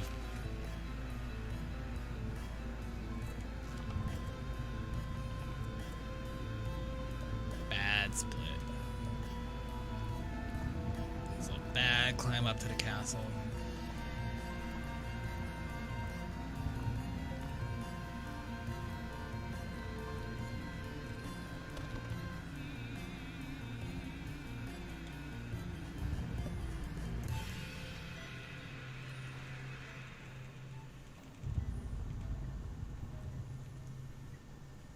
You can see all the friends from the other castles are here because their world is collapsing in on itself too.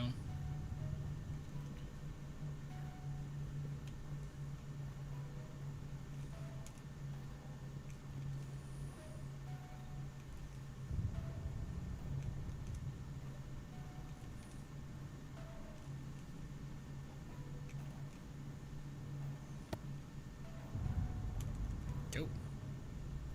Whoa. Wrong way.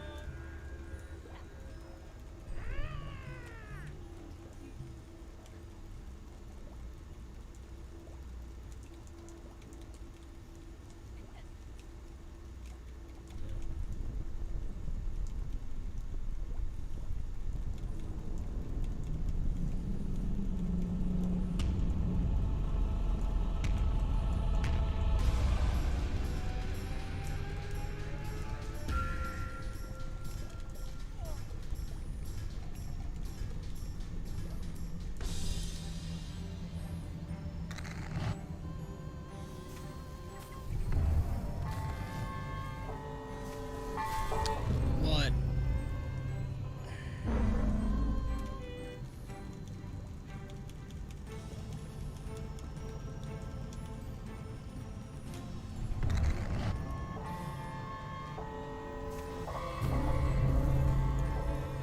Alright, so... Oh! Our goal here is to steal the sword. Which is going to be Miriam's job. Bard's job is to... Oh, come on. Use the power of music to hit Audrey with as many of these stars as I can to keep her distracted so Miriam can steal the sword. You punk.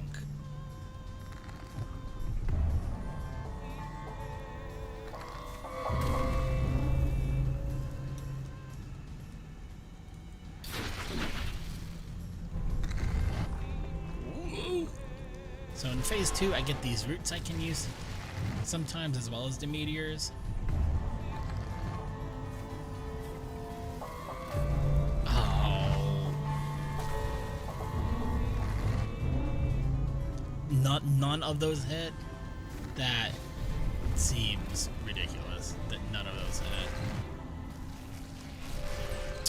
I missed all my roots too.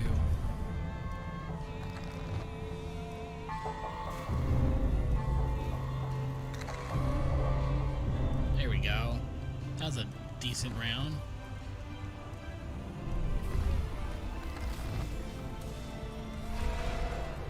Hey, I think at least one of the roots hit her.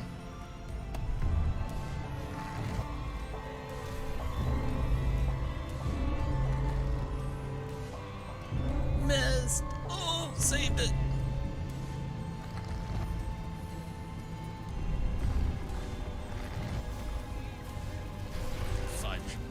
Fudge.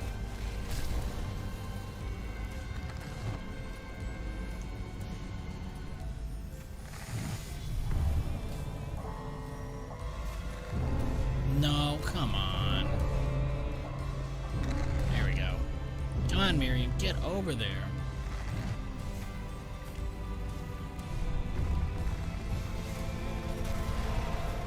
What? Oh, she got saved by the cutscene of her shooting her sword. That's lame. Alright, so third phase. Gotta do it all over again. Except now, I think sometimes the stars and the roots will come at the same time. And Audrey's gonna start reflecting the stars. Which means I'm gonna have to throw them at her twice.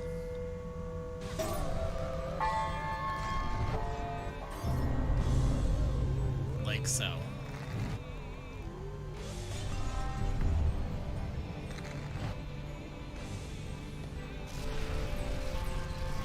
Aww.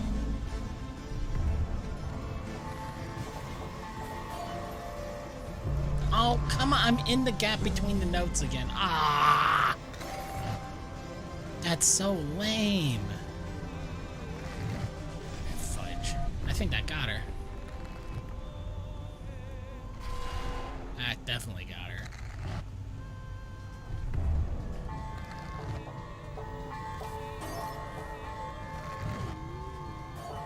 Oh, I couldn't save it.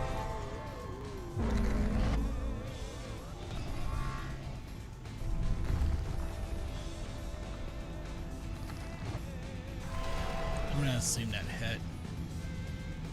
I'm waiting for the meteorites to come. What a jerk. That is not the first time that's happened this fight.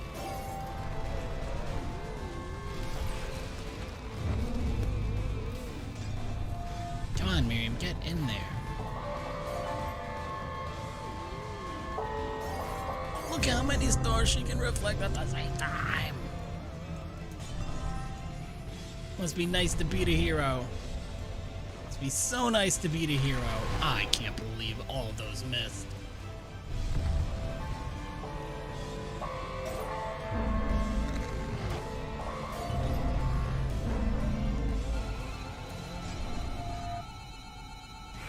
Yeah!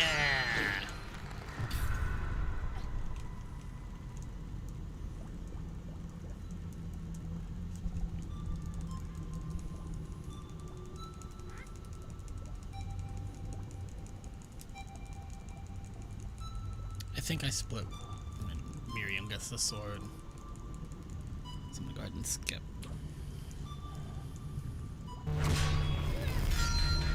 Because that's when I thought I'd split. Was when Dream King gets the sword. But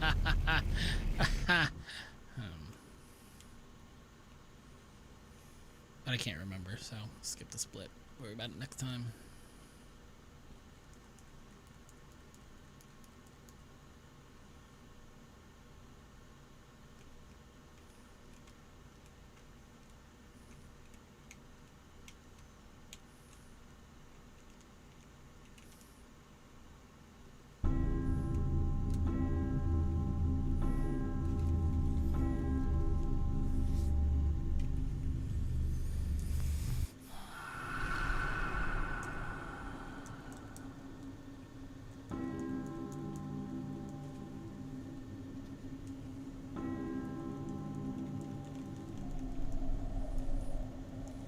I don't think it's gonna be sub 330. This last bit is pretty long.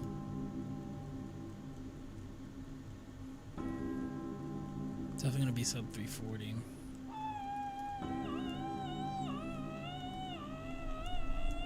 Sub 335 would be great. But it depends on how bad that boss fight was.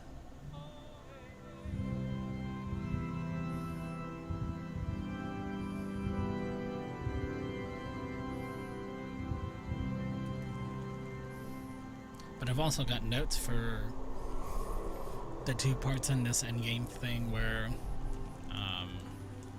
I can get ahead of sequence a little bit.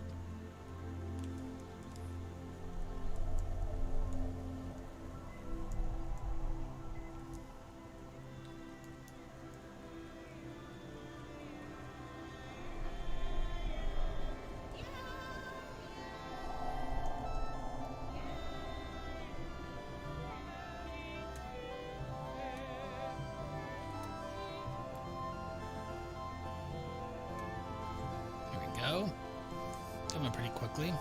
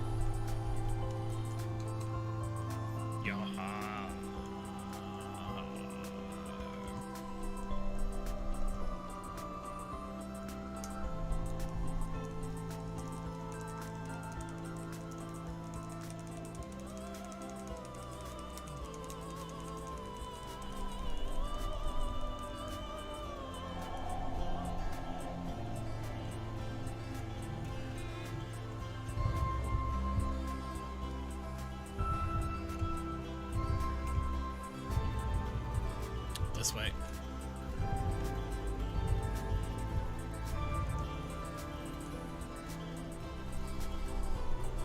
I gotta write down that when that comes in because I was not ready for it and I had notes for it.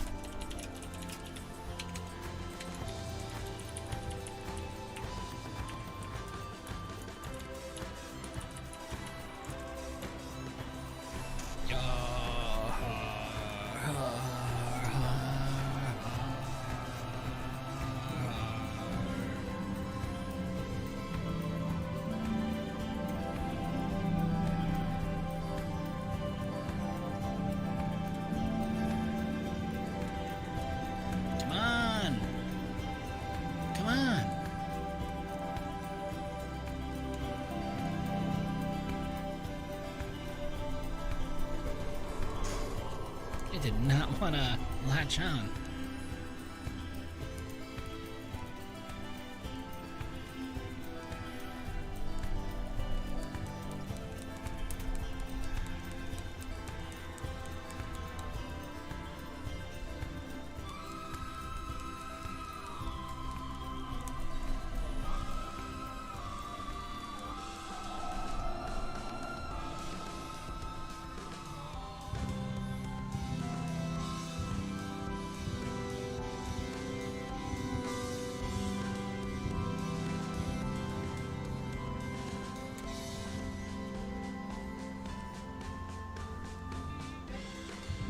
Oh, geez, I thought it was done. Oh, my God.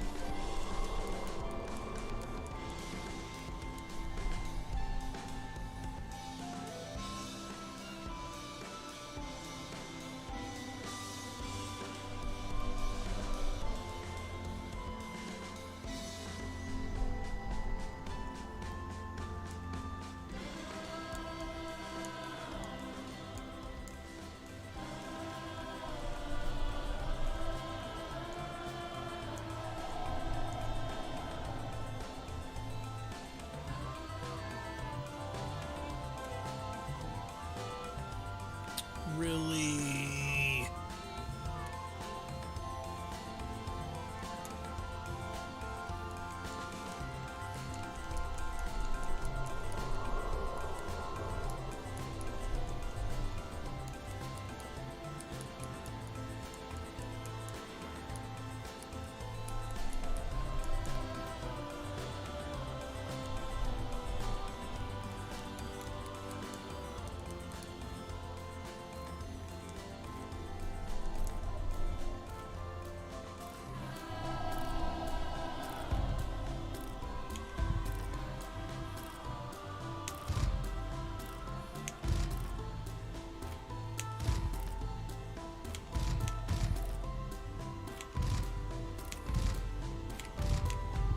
Are you serious?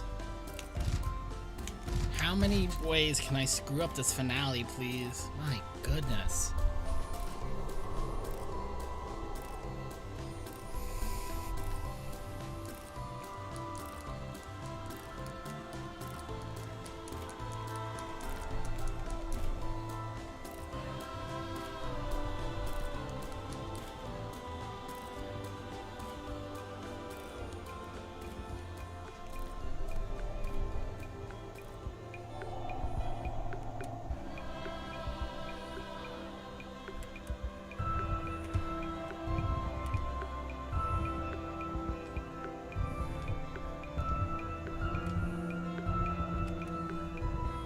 Are you serious? Wait, I think that actually was fine. No, really? Oh, come on.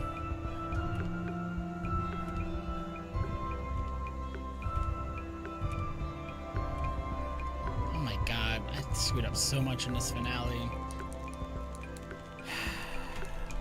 I probably lost about a minute.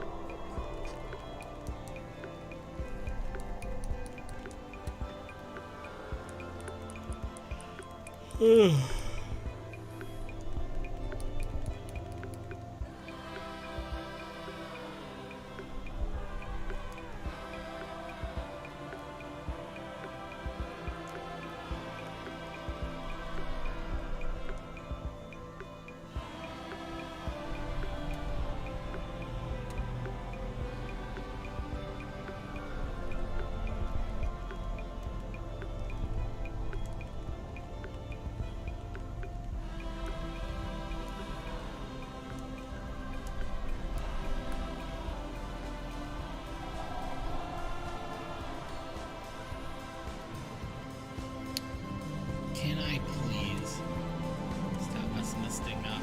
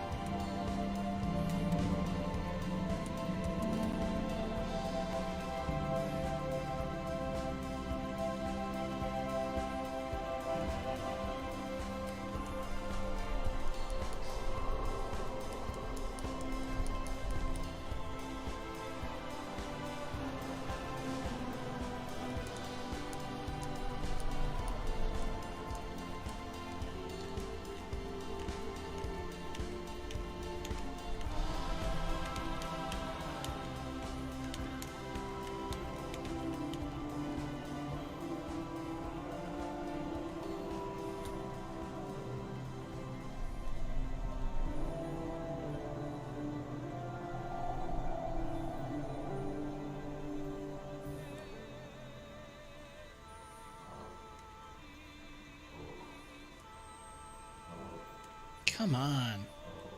There we go. I probably lost a minute in the finale. Yeah, give or take. 35, 40 seconds. Jeez.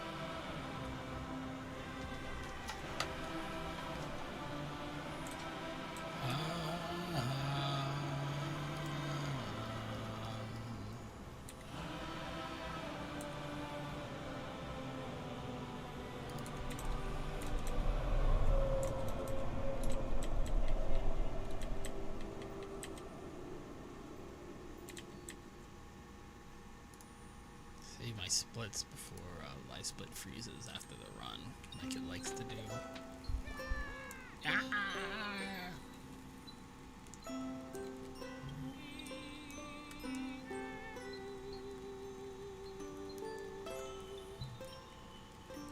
Look, Miriam's not angry.